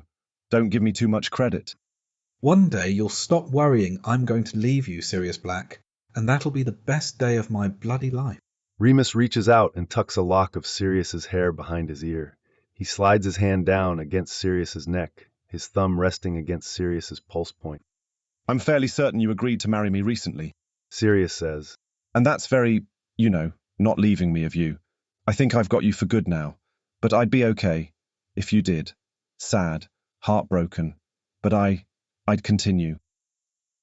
He's not entirely sure how to say I wouldn't off myself if you left me without making Remus cry, but it's important. He needs Remus to be able to choose him, or not, freely, without worrying about the aftershock. From the look on Mooney's face, he thinks he gets it. Well, you don't have to worry about that, because John Lennon is taken, and he likes birds anyway. Sirius laughs. He feels weirdly melancholy, and Mooney still has a sad look on his face, but jokes are more familiar, stable ground. John. He asks. Ringo. Mooney. If you're leaving me for a beetle, it's Ringo or nothing. You've got terrible taste in men. Odd thing to say to your fiancé. Sirius points out. Since I think you're rather good-looking. Remus reels him in for another kiss. You're barking mad. He says. I thought you'd end up with Lucy Greengrass, when we were younger. Greengrass. Sirius demands outraged. First of all, a Ravenclaw. Well, I assumed you'd find a Ravenclaw agreeable middle ground with Walburga and Orion. I wouldn't want to be bored to tears for the next 60 years. She probably thinks the dictionary is pleasure reading. You want to go to Oxford, and you're going to sit here and call the Ravenclaws boring swats. Remus shakes his head. That's beside the point. I thought she was the only one in our year pretty enough for you, but here you are caught between me and Ringo. Lucy Greengrass is the prettiest girl in 6th. James will take your head off. Sirius grins at him. Evans, Mooney. You've forgotten Evans. For obvious reasons, I was only ranking purebloods. He says. He pauses and looks up at Sirius again. It was purely self-hatred. Imagining you and Lucy Greengrass, and thinking that it would never be me. It was always you. Sirius tells him. Before I had the words, it was still you. Never James. Remus teases. Sirius makes a face. There's a horrifying thought. Never James. Remus, what the fuck? Remus laughs, loud and long. His eyes tear up from it, and that's the okay kind of crying. He'll take tears of laughter. Sirius tries to imagine it, and no, thank you. The idea of kissing James Potter is enough to make him gag. That your face? Remus gasps out. Ha bloody ha! Sirius replies, crossing his arms. We were having a lovely moment and you go and ruin it with accusations of incest. I'll remember this.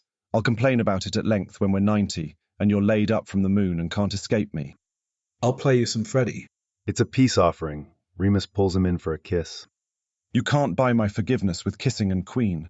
Sirius tells him, pulling back just far enough that their lips barely brush. I think I can, actually. Remus closes the gap between them. And yeah, Sirius thinks he definitely can. Chapter 5, Hope. This might, Hope thinks as she taps on the steering wheel of her Viva, be the first time James Potter has been in a car in his life. He's awkward and twitchy in a way she's never seen him before. He keeps rolling the window up and down, puzzling at the window crank. She's watching out of the corner of her eye to make sure he doesn't try to open the bloody door like Sirius had last summer. At least with Sirius, they'd been on village roads. She wouldn't have forgiven herself if he tumbled out at 20 miles an hour. Never mind if James went flying onto the motorway at 50. Sirius said it was like flying. James says, peering out the window. It's not. Less windy for one. Could be windy if you left the window down. She tells him. She sounds harsh. She doesn't mean to. Cars aren't flying, they're more like running very quickly. We do have flying too, you know. Yes. James says. Aeroplanes.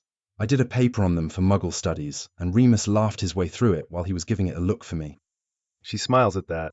He looks over your papers. Well, for Muggle studies.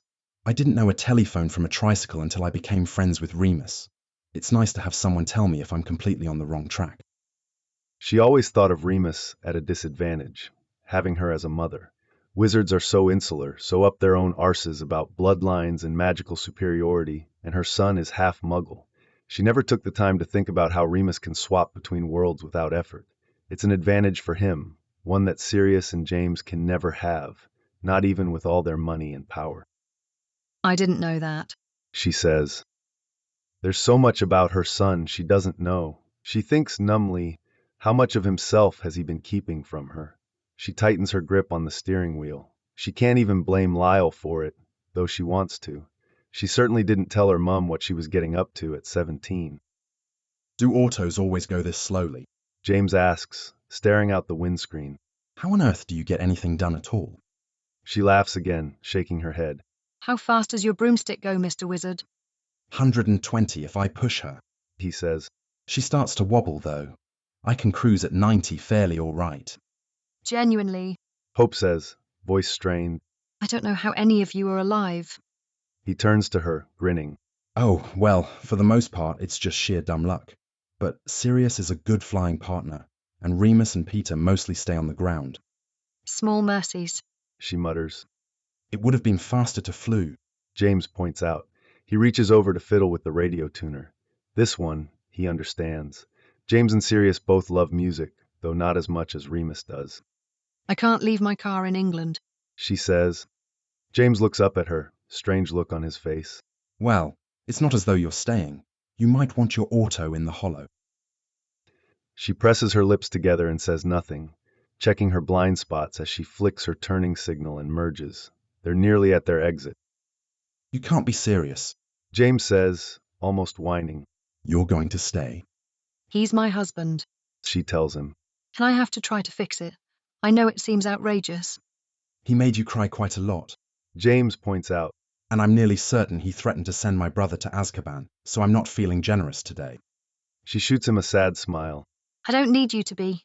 I just need you to bring Remus's things to him so he can have them for when you boys go back to school next week. So it's all right for you to stay, but not Remus. That doesn't seem like sound logic, Hope. He doesn't say what Hope knows he's thinking, which is that at least Remus has a wand. She isn't defenseless, despite what the wizards might think. And besides, if Lyle raises his wand at her, it'll be the very last thing he ever does. She thinks of the last fight she had with Lyle, as she pulls onto the winding road that will lead them home. He said you can't understand what the blacks are, Hope, and she mightn't, but she's not so stupid as to not understand that Sirius ran away from whatever the blacks are. She was there on the sofa that night last year when James burst out of their fireplace, shouting about an emergency and dragged Remus away from their after-dinner chat and through the flue. Hope watched them last summer, 3 weeks where Sirius was a polite shadow behind her son, helping wash the dishes and set the table and running errands with her. He made fast friends with Dickie Pritchard down the road and asked her endless questions about motorbikes and music. He loved Remus, wildly and openly, with sparkling eyes and a besotted grin. She watched Sirius again for the last 5 days at Rosewood House, fretting and hovering and loving her son. He's not a rotten man. Remus wouldn't love a rotten man. Lyle is wrong about this. He's wrong, and it's hurting their child.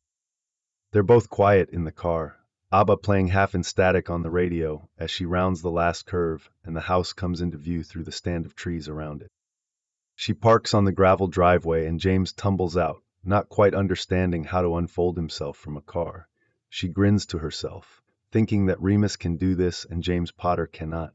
She knows it doesn't matter. James will likely never need to be in a car again, but it's still something for her to clutch onto. She has a fleeting, absurd thought that she should teach Remus how to drive before he goes off and leaves her in an empty nest. If for nothing else, the Muggles are a failsafe for him.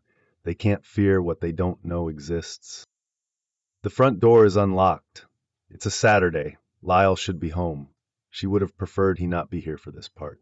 He might not be doing very well showing it, but she knows he loves their son, that he wants him to be safe, and she's about to hand over most of his worldly possessions so that he can stay away from them until June. Hope does not fancy working against the clock, trying to diffuse Lyle's anger before plans get set in motion that can't be unwound. But they have one more summer with Remus before adulthood steals him away, and she greedily wants it. Sirius will get 70 of his summers. This one is hers. He's in the sitting room with the wireless on, the prophet open in his lap. He looks startled to see her, which is infuriating, but she supposes that she's been gone for almost a full week, and he might have thought she was gone forever.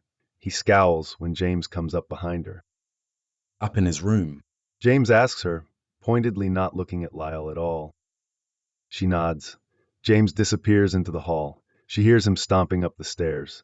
She looks at her husband again, takes in his fury, and wants to cry. She's done enough crying for a lifetime this week, though, and she needs to get herself together. I'm home, she says, setting her handbag down on the little glass table by the door. I see that. Lyle replies. He cranes to look around her, back toward the door. Remus. He's not with me. He was making breakfast when I left. The look he levels on her could kill. Then what's Potter's brat doing here? She crosses her arms across her chest. She's a small woman, not that intimidating, but she'll do her best to stand her ground. He's collecting Remus's things so he has them for the train. Lyle barks out an angry laugh. So that's it then. Should I start calling him Remus Black? If it makes you happy, she replies, unable to keep the nasty snap out of her voice. She hears James on the stairs again, and he appears in the doorway, trunk levitating behind him. Just the trunk. Did he say he wanted anything else? Not to me, she says. The loathing look is back on Lyle's face. He's staring hard at James, as though James is something other than her son's friend doing her a favor. What? Was Remus not allowed to come himself? Lyle asks. James flicks his eyes toward Lyle for just a second before he puts his focus back on her. He's a better man than to rise to his bait. Should we expect you tomorrow for dinner? The sofa creaks. Lyle gets to his feet. James's hand tightens around his wand. I really don't think it's my kind of place, she says. James makes a disagreeing noise and shakes his head. Mooney'll be miserable without you there. Don't call him that. Lyle snaps. He's not his disease. Don't reduce him to that. James does look over then curiously. Who's doing that other than you? Hope freezes. Lyle's face turns red. I would never. James waves his free hand, dismissive. You do all the time. Every time I invited him anywhere, it was always no, he's sick. Spring break of 73, winter of 74 when we tried to take him to Porto, spring of 75, last summer when he couldn't come to Marseille. Can't go on a little holiday with your friend Remus because you're ill. He mocks. Never mind that my parents took the care to plan those around the bloody lunar chart. Maybe I don't want my child tramping around the continent without us. You could have said that if you meant that, but you didn't. James says. Although now, I'm almost certain Marseille was because Sirius was coming too, and the furry little problem was a flimsy excuse. She winces, watching the veins in Lyle's neck bulge. What did you call it? You heard me. The trunk drops to the floor behind James. Hope jumps, just a little. You're the only one who gives a toss that he's a werewolf. James continues. Not me, not Peter, not my parents, certainly not Sirius, just you. He's a whole person, you know. A grown man now. Hardly. Lyle says, angry but dismissive. He's making choices like a child still. James leans forward, something dangerous glinting in his eyes. You've hurt my best friend, He says. and you've hurt my brother. Does it make you feel big to make your son cry? She thinks this may be spiraling faster than if she'd brought Sirius with her, which is saying something. She reaches forward and puts her hand on James's arm, murmuring his name. He doesn't react to her at all. If it saves him from himself. Lyle says. If it saves him from a life at the whims of the crackpot son of a rotten legacy, I'll make him cry as many times as I must. Hope's hand flies to her mouth. Lyle, She admonishes, horrified. James straightens up, and Hope sees his own long legacy in the way he holds himself. He could be a prince, but for his worn denims and scuffed-up trainers. I don't know how such a small, wretched man could raise such a good one, He says. but I'll be glad to call him brother when he marries mine. Hope doesn't see the punch coming until it lands, square on James's cheekbone with a horrible-sounding crack. He stumbles back, but doesn't fall. James straightens up, a vicious grin on his face. I was hoping you'd do that. He says, and he swings back. In the days and weeks that follow, Hope won't be able to remember precisely what happened in her sitting room. She'll remember Lyle's fist cracking against James Potter's face. That will haunt her for a long time, but she won't remember how the coffee table broke, or which of them threw how many punches. She will remember that she didn't cry.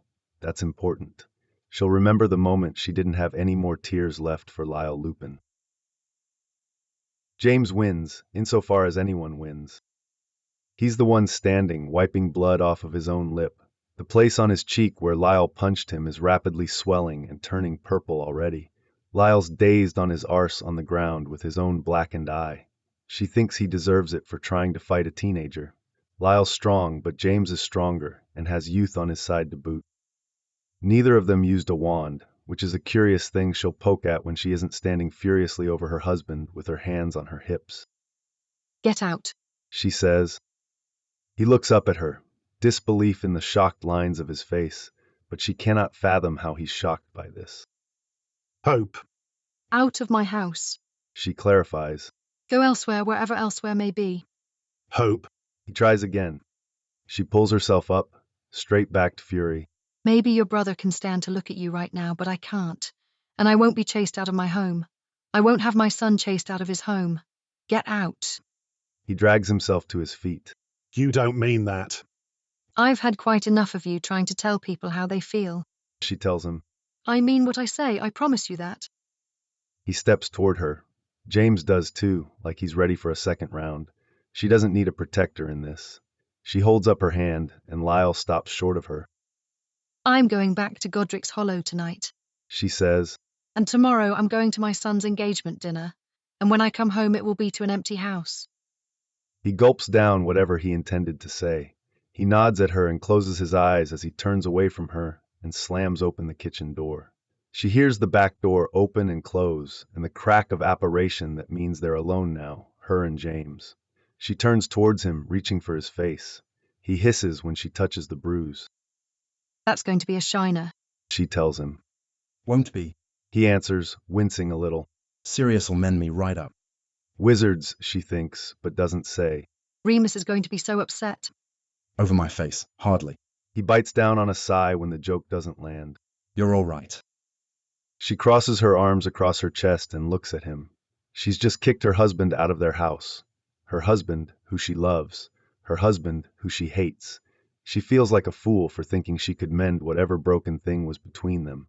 She means what she says. She has to believe that he does too. Whatever thing living in him that fears their son growing up and becoming a man ate away at the goodness inside him and turned him into someone who she barely recognizes. Someone who hates the man her son loves. Someone who punches teenagers for pointing out his cruelty. I'm not. She admits. It was the right thing to do. James assures her. That doesn't make it easier. She gives him a sad smile. It's the only smile she has in her. He sets to the work of fixing what's broken. The coffee table springs back up onto its legs. The lamp on the side table comes back together, bulb flickering back on. The room's set to rights before she knows it, the whole ordeal erased with the wave of a wand, and she hates it. There's something to be said about looking at something broken and working through the why and the how while it's being mended. Wizards, they've got no capacity for dealing with trauma. Can't believe he's pissing himself over family magic. James says. Honestly, what a nutter. She looks away from her sordid sitting room and back at him. What? It's boring old magic. It hardly even works. He puts his wand back into his jacket pocket. I said it to get a rise out of him. I didn't think he'd actually punch me over it. I don't know why he'd care if Remus is on my tapestry or not. She's got no reference point to cling on to here, nothing to help her understand what he means, but that's hardly a new feeling for her. She's never understood magic or wizard culture. She tried once when Remus was young and her marriage was new, but after Remus was bitten, she found she had no patience for a world that thinks her son is a monster. She's glad he's found people who don't. There might be hope yet for the wizards. The children are the future, after all, and Sirius and James have the privilege and power to make a difference. You should go back. She tells him. Fix your face up. I've got to call my mother. He watches her carefully for a moment before he nods. Should I take the trunk? It's a loaded question. Please. She says. He's been wearing borrowed clothes for a week, and I know you have homework he hasn't even started. The fire roars to life, emerald flames shooting up into the flue. See you soon, James says, and then he's gone. She'll keep Remus away from this empty house until June, but this summer is hers.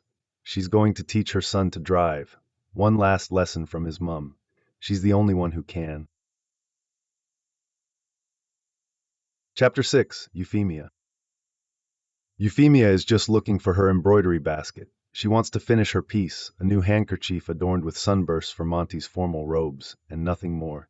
She instead finds her son and his intended necking in the sitting room again. She sighs, fondly exasperated, and clears her throat. Sirius pulls back and looks up at her red-faced and mussed hair. Remus won't meet her eyes. Having a nice morning? She asks, amused. Awful. Sirius answers. I was tricked into sleeping until 10:30, and Mooney wants to listen to Elton. I told you I'd put on Queen. Remus grumbles. He's smiling, though, and the red on his cheeks is fading away. She watches them for a moment, standing in the doorway to her sitting room. They're on the floor in between teetering piles of records. There's something else lingering between them, something larger than music choices and a lie-in, but she doesn't press for it. Not an angry thing, either. They're engaged, she reminds herself.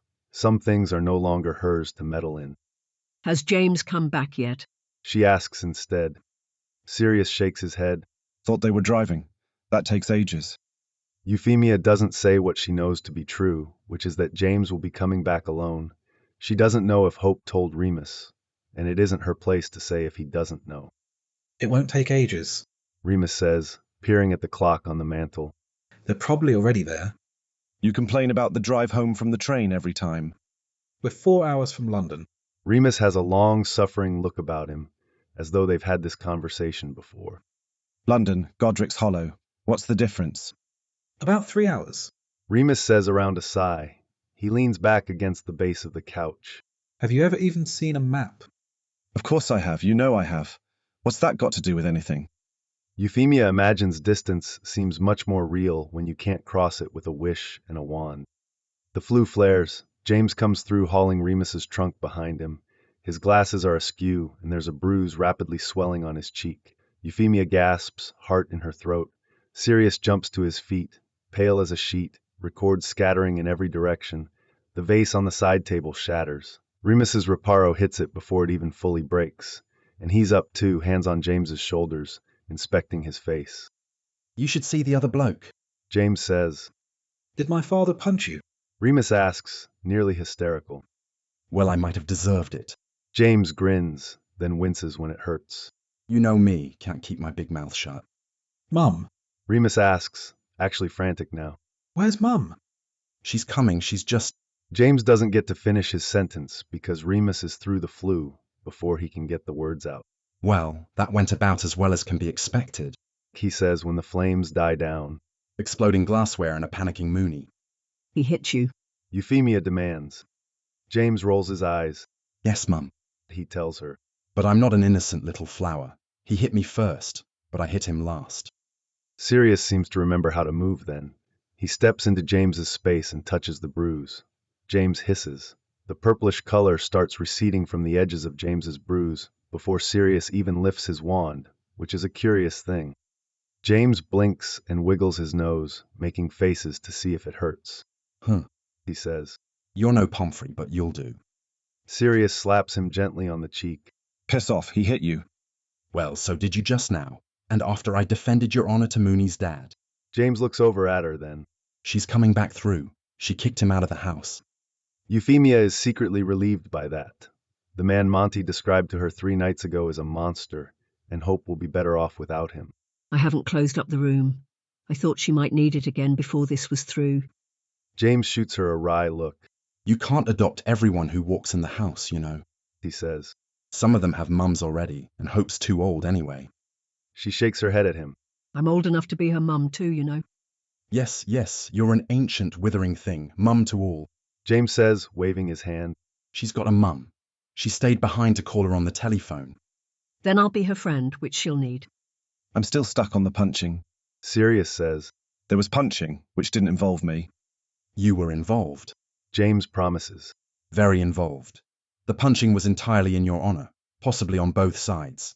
No need to feel cheated. Sirius covers his face and makes a mournful noise. I would prefer to be liked by my in-laws, you know. He says. Mate, that ship has sailed. James says. It's lost at sea. He's a nutter. Euphemia takes a breath and then another. James. She says in the voice that made him snap to attention when he was a small, titchy thing. Tell me what happened. James doesn't tell a long story, but it's a hard one to hear. Euphemia watches Sirius while she listens, and the way he holds himself as though he's the one who was punched. His hands are fists at his sides, he's hunched. There's a look about him, like he's gone somewhere far away in his own head. She understands James's urge to hurt Lyle. Orion was less cruel than this. He's done enough damage to himself, though, and severed himself from the best parts of his life. She'll leave him to hang himself. He's done a fine job of it so far, better than she ever could. I don't know what he's so worried about. Sirius says. I'm not a black anymore. Too right. James says. Which was my entire point. I don't know what's so objectionable about a Potter. We're a good lot. Sirius laughs, but it's hollow. Well, if you'd like to steal Remus from me, it won't work. You don't look enough like Lennon. Neither do you. James points out. I don't want your boyfriend. He's looking at Sirius carefully, confused by his words. Euphemia isn't, though she does feel a growing sense of dread. I mean to say I'm nowhere. Sirius says. Just Sirius Nobody. They'd have taken the actual name too if they could have, when they blasted me off the tapestry. He scrubs a hand over his face. I suppose I never told him that. Maybe it would have made a difference. James narrows his eyes and leans forward, arms crossed. What do you mean you're nowhere? Don't be daft. Euphemia touches James's arm. He looks at her. She shakes her head. Sirius? She says, beckoning him to her. He comes and she takes his hands in hers. Come with me for a moment, will you? The Potter tapestry is a huge, beautiful thing. It nearly spans the length of Rosewood House, up in the attic under a skylight. The sprawling limbs of a pear tree stretch out across the ages, starting with Willard Potter, the first, born 1033, the first of 1,000 wine-red names, stitched into white bursting blossoms nestled in its leaves. There are many tapestries, but this is the original, the entire line laid out since Willard Potter charmed it to life. Monty, as the eldest son of the direct line, is its keeper and will be until that duty passes to James at the end of Monty's long life. Sirius smiles at it, fond. It's prettier than the blacks, he says, tracing the line from Willard down through the ages. This is familiar to him. He skips the false starts and the second sons and walks beside it, going from Theodus Potter to his son Franklin to Sinis and Rex. Euphemia has a vision of him doing this exact thing in Grimmauld Place, a tiny thing with Orion hovering over his shoulder, telling him the family stories, passing history to his eldest son. She doubts it was with any joy at all. He reaches Henry and grins, splitting off for the first time, up to where Charlus and Dorea's blossom sits. He puts his hand over Dorea's name and closes his eyes, a soft little smile on his face. His aunt, who might be the only black to ever tell him she loves him. Even Alfred failed him on that measure. Sirius opens his eyes and looks over at her. Is this why you keep pears in the garden? Yes, She says. but that's not why we came up here. Keep going. He frowns, thoughtful, and goes back to the main line, to Fleamont and Euphemia and the twin branches that extend out from them. He stops then, hand trembling, because there, blooming on a branch next to James, is Sirius, her second son found too many years too late, but still here on their tapestry. But nothing. She says. You know how it works. You know what that means. Family magic, old and useless most of the time, but powerful when it counts. She found his branch last year in the spring. She came looking for it, because he called her mum at breakfast, and she thought, yes, I am.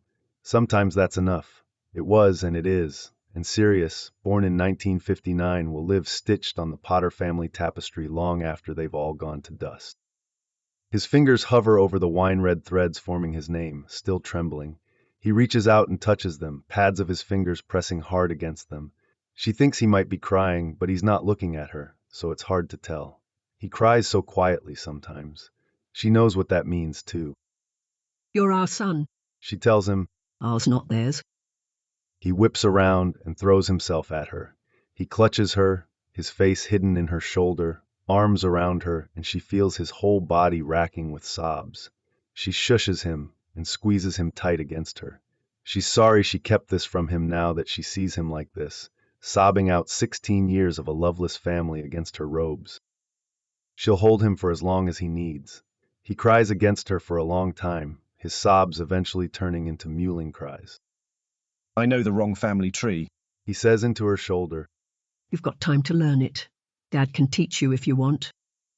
She pulls him away from her so she can look at his face. His eyes are bloodshot and puffy from crying, but he looks so happy.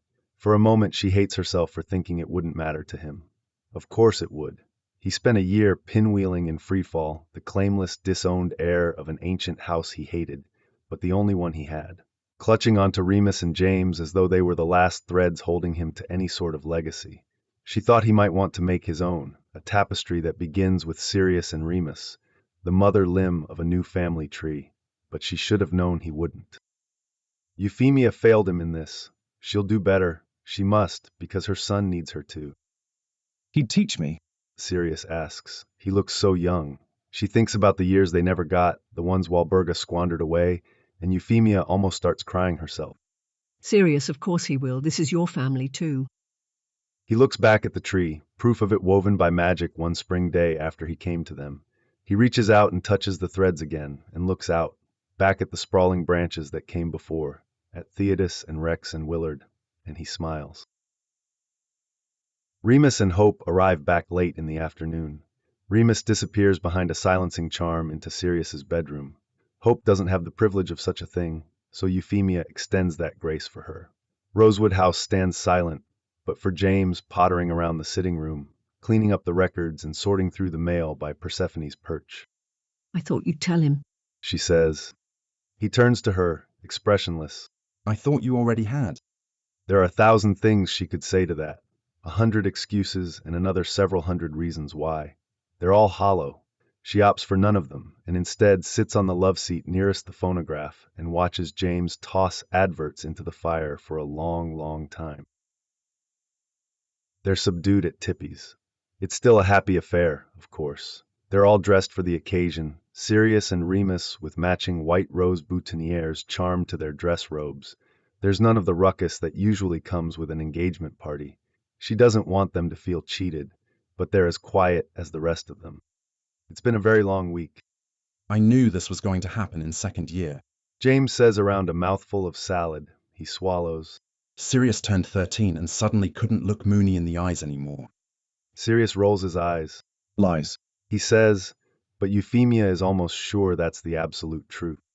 He might be onto something. Remus says. You did get awfully secretive second year. Very abruptly. There's a bit of a tinge of pink on Sirius's cheeks. It was. All right. I didn't know it was pick on Sirius evening when I agreed to this. James primly pats his napkin to his mouth. Well, we can pick on Mooney if you'd like. We can pick on no one. Remus suggests. And we can all get very drunk and eat and then go home and sleep for at least 10 hours. Sleeping. Is that what you're doing behind all those silencing spells? James asks, voice sharp but laughing. Euphemia kicks him under the table, gently but still. She raised her son to be less crass than this. He grins at her, big and pleased, and she's happy to see it. There's no need for sadness in this, it's a joyous thing. Hope looks uncomfortable in robes, but she's next to her son and laughing at a story he's telling her. Sirius has his arm thrown over Remus's shoulders, across the back of his chair. It reminds her of solstice. There'll be 1,000 more of these in their future. Hundreds of meals at this very table, extending out into a future she'll never get to see. One day, perhaps, they'll sit here at their own child's engagement dinner. She hopes the circumstances will be better. Monty nudges her. You look lost, my love. He whispers to her. Thinking. She tells him. Look at them. Sirius reminds me so much of you, you know. He arches an eyebrow at her. How do you mean? Falling over himself to impress Remus, same as you did to me all those years ago. Happy to have found the other half of himself. She kisses his cheek. I wish it were easier for them. He squeezes her arm. It's easier than it could have been. He says. James kicks out at her. She looks up sharply. He's looking away across the room, and she follows his stare. Walburga Black is standing by the host table, glaring murderous daggers at the lot of them, her hand a vice around Regulus Black's arm. Bugger all, she mutters. There is a chance, however slim, that they'll be left to their peace. She intends to try at the very least. Monty mutters a protego at the chandelier above their table. She watches Regulus's eyes, watches him take in his brother laughing, arm around his intended, and there's something strange on his face for a moment before he wrests his arm out of Walburga's grip and strides over to them. Sirius, he says as he comes up. Sirius looks up, startled. Reg. Regulus's eyes sweep over all of them. He looks out of place, somehow, even though his family has a table in the back that they've held for 200 years. I didn't bring a gift, he says, sounding strained. Sirius looks as though he's holding back a laugh. I didn't invite you. He says words mean but voice kind, brotherly. Sometimes Euphemia forgets he has another. She doubts Sirius ever does. He straightens himself, a proper pure blood heir in front of them, the last of the Blacks. I would have come if you had. Walburga is going to flay you just for speaking to me, Sirius says. He glances around Regulus to where Walburga is still standing, a storm cloud of rage by the host. Sirius doesn't look frightened of her. Euphemia feels some measure of comfort from that. Regulus narrows his eyes. Let her try. She can't disown me too. Grandfather would never allow it. That gets a laugh out of Sirius, a real one, and Euphemia hears the tinkle of glass bouncing off Monty's protego as the chandelier cracks above them. All right, little brother, Sirius says. I'll send you an invitation to the hand fasting. You better, he says. He looks at Remus then. Congratulations to you both. Sirius stands from the table and pulls Regulus into a hug. The chandelier shatters entirely. She hears Sirius say, You're in for it now, into Regulus's ear. From the look on Regulus Black's face when he pulls away from Sirius, she doesn't think he cares. Chapter 7, Minerva. Teaching is, too often, a thankless profession. Minerva knew that when she decided to join the Transfiguration Department at Hogwarts, but it didn't get any easier of a pill to swallow, no matter how long she's been at it, no matter how many years she had under her belt. Head of house is an honor. It's also a right pain. The students are on holiday, which means the castle is mostly empty. She has only 10 Gryffindors under her care until the Hogwarts Express brings the rest of them back in 2 days. Despite that, she spent an hour and a half today consoling a crying Evan Harris over his older sister making fun of his freckles. She spent 30 minutes in the hospital wing, shouting at Carrington Yoon for deciding to try a reverse pinwheel on a broomstick without a spotter. She then had to quell a food fight at dinner, because Graham Urist threw a spoonful of peas at the back of Regulus Black's head. So she's hiding in the staff common room with a heavy pour of whiskey in her evening tea and a copy of March's issue of Transfiguration Today. Phileas is a welcome companion across from her, reading the Evening Prophet. Did you hear about Roger Rosier? He asks her, flipping down the paper to look at her. Robbing banks in Cornwall. They caught him last week. She turns a page, but her heart isn't in it. She's already read most of the articles, some of them twice. Phileas motions at the paper. He's claiming ghosts told him to do it. She scoffs. That's batty. He was a strange one when he was here. I'm not surprised to see him in the crime log. Vermillious folds the paper up and sets it on the table beside him. I can smell the whiskey from here, Minerva. I've had a trying day. She answers evenly. Your problems went home for holiday, I thought. She takes a long drink off her mug. I've acquired new ones in their absence, Yoon and Eurus. Well, neither of them were in the running for head boy anyway. He says, It's been quiet this week in Ravenclaw. It's always quiet in Ravenclaw. Minerva says. I regret my choices sometimes. Vermillious shakes his head at her, laughing. It isn't, I promise. There's just fewer explosions, a lot more lengthy talks that run well over office hours. She shoots him a withering look. Sirius Black and James Potter. She says, Would you like to trade? I'd take Lupin off your hands. You can have Shacklebolt, prefect for prefect. I'd be murdered in my sleep by his friends and Black if I tried. And besides, I like Remus. Pettigrew is available. He's more Pomona's type, I think. Vermillious summons a butterbeer from across the room. He uncaps it and looks back at her. Speaking of Black, his lessons are going well. I asked you to give him reading, Phileas, not lessons. She's touched, though. Sometimes she forgets that Black and Potter are good students, and not just holy terrors meant to be penance for sins she long forgot she committed. They can be genuine joys to teach, if they're engaged in the subject matter. She remembers when she gets a paper from either of them, and occasionally from Lupin, because it's obvious when he's just copied off of Black. She checks the lunar chart she has on her desk before she grades those because she's not a heartless woman, and she knows Black will teach him what he missed after.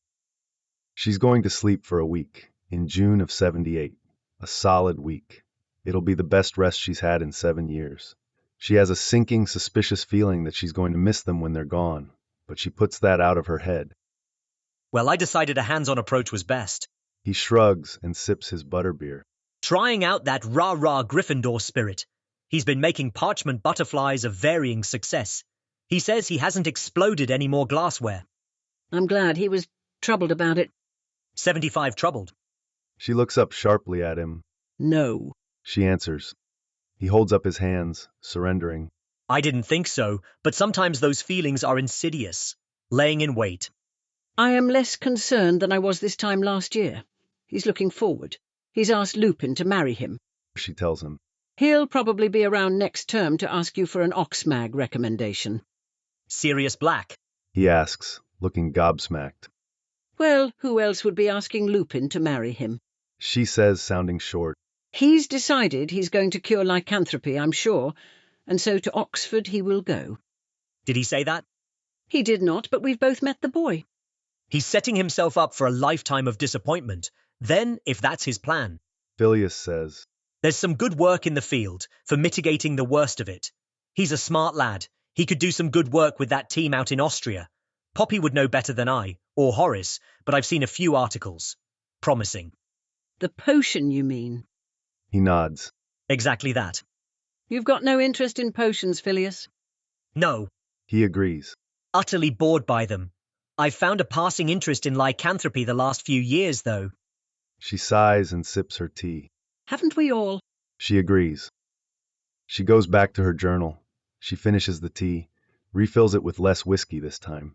She's thinking about heading to sleep off the rest of her thankless exhaustion when Albus comes sweeping in, swirling purple robes and twinkling eyes. Minerva, exactly who I was looking for. She raises an eyebrow at him. Where else would I be, Albus? I did check your office first. He says and smiles that annoying secret smile of his. But I suppose I should have known to come here. Albus, I will say, if it's a problem with students, I've been drinking. Horace is downstairs. He can step up for once this year. Vermillious laughs into his fist across from her. She sets her mug down carefully on the side table. Clearly she's had enough of that. He smiles again. It's unnerving. No, Minerva, nothing pressing. I've just received a curious letter that I think you'd find interesting from an old friend in the Auror office. We know about Rosier. We already decided he was an odd duck when he was here, but ghosts don't have any use for gold. Neither, I should think, would Roger Rosier. He did like a Quidditch pool while he was here, however, and they were often poor bets, so perhaps he finds himself with a sudden need. Albus takes a seat in the chair beside Vermillious. He leans forward toward Minerva and holds out a folded piece of parchment. She waves it off. I haven't given a thought to the department since I left it when I was a lass, she says. and no one there would remember me besides.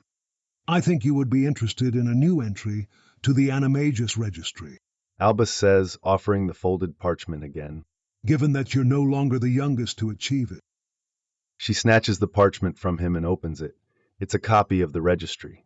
At the bottom, underneath her own entry, is Sirius Black, common dog, border collie, solid black, curly coat, small scar on back left paw. Cold terror fills her. She looks up at Albus and Phileas with huge eyes. No. She breathes out. Albus leans back and arches an eyebrow. He says nothing, which tells her everything, and she lets out a single furious scream. She waits inside the grand foyer as the students start coming in from the train. She knows she looks absolutely furious. She is absolutely furious. The students are skirting around her and scurrying for the great hall, which she's grateful for, because distraction means she might miss them, and this conversation is not going to wait. Minerva sees Potter first, laughing eyes and fussed-up hair. Pettigrew is behind him, a pale shadow behind his friend. Black has an arm thrown over Lupin's shoulders and a smile on his face, and Minerva finds herself somehow more furiously terrified now that she can see him. Potter spots her and pales, nudging Black, who looks up and has the good sense, the first bout of good sense in his life, perhaps, to take a half step back toward the door. He's going nowhere, though, because Minerva stalks across the foyer before any of them have a chance to scatter, and she grabs him by the arm. Show me here or in privacy, your choice. She grits out. He looks around at the students milling in the foyer. Privately, he says. Pettigrew looks between both of them, bewildered. What are you talking about? Shut up, Peter. Potter hisses. Minerva pulls him across the foyer toward the antechamber behind the back of the great hall. Black doesn't say a word. He's pale and looking back over his shoulder at his friends. He steps into the room in front of her, and she slams the door behind her. Show me, she orders. Professor. Show me, she repeats. He gulps and chews his lip and waffles for far too long before she feels the air change for a heartbeat, and a dog sits where Sirius stood, ears down, looking guiltily at his paws. Black, curling fur, gray eyes, a small scar on his left back paw. She bites down on a litany of swear words. Change back, she says. He does, still staring at the floor, even as a man. How long? She asks. And the truth, it didn't happen last week. He gulps. September, he says quietly. 5th year. It's almost a breath, but she hears it, and her heart is in her throat. Do you know how dangerous that was? She shouts. How utterly foolish. You could have died. So I've been told at length by my prefect. He scrubs a hand over his face. I didn't die, or wind up half-dog, which I feel would have been worse, actually. 15. She asks, bewildered. Merlin, you could have asked for help, Black. I would have taught you safely. I didn't want anyone to know. The words explode out of him, and he covers his face again. It was supposed to be a secret, but then suddenly everyone knew, and I didn't have a choice because Remus's father was going to have me put in Azkaban, and so I had to. The candelabra by the door creaks. Sirius freezes and takes a deep breath. I didn't want anyone to know. He repeats, calmer. And now everyone does. She winds back his words in her head and feels suddenly awful. Something clearly happened over break. Something terrible. And now that she's looking at him, really looking, not furiously glaring in his general direction, she mightn't have handled this particular turn of events the best. Sirius, she says, trying to match his calm. What happened? He gives the candelabra a mournful look, and then meets her eyes. He takes in another deep breath. They miss dinner. It's a good skill to have, in Black's position, Phileas says. They've been having a rather sedate end-of-break poker game in the staff lounge, the 4 heads of houses. It's a nice tradition, even if it was Horace's idea. What do you mean? Pomona asks, tossing a nut into the pot to call. Well, with Lupin's condition, it gives some measure of safety if something goes wrong somewhere down the line. Phileas folds. It's a quick way to not be a human anymore, and werewolves only go after humans. A dog's a bit on the nose, though, I'll say. Pomona laughs. Fitting, though. Black's got a loyal streak a mile wide, and he's into trouble more often than he isn't. You've all got to stop trying to resort my students. Minerva tells them. She raises. She's got a full house, and Horace is sitting on a pair of twos. They were called for Gryffindor. Oh, he's no Hufflepuff. Pomona waves a hand at her. Pettigrew would have done all right, given the chance. Vermillious shoots Minerva an amused look. I'd take Black, I suppose, since you've told me I can't have Lupin.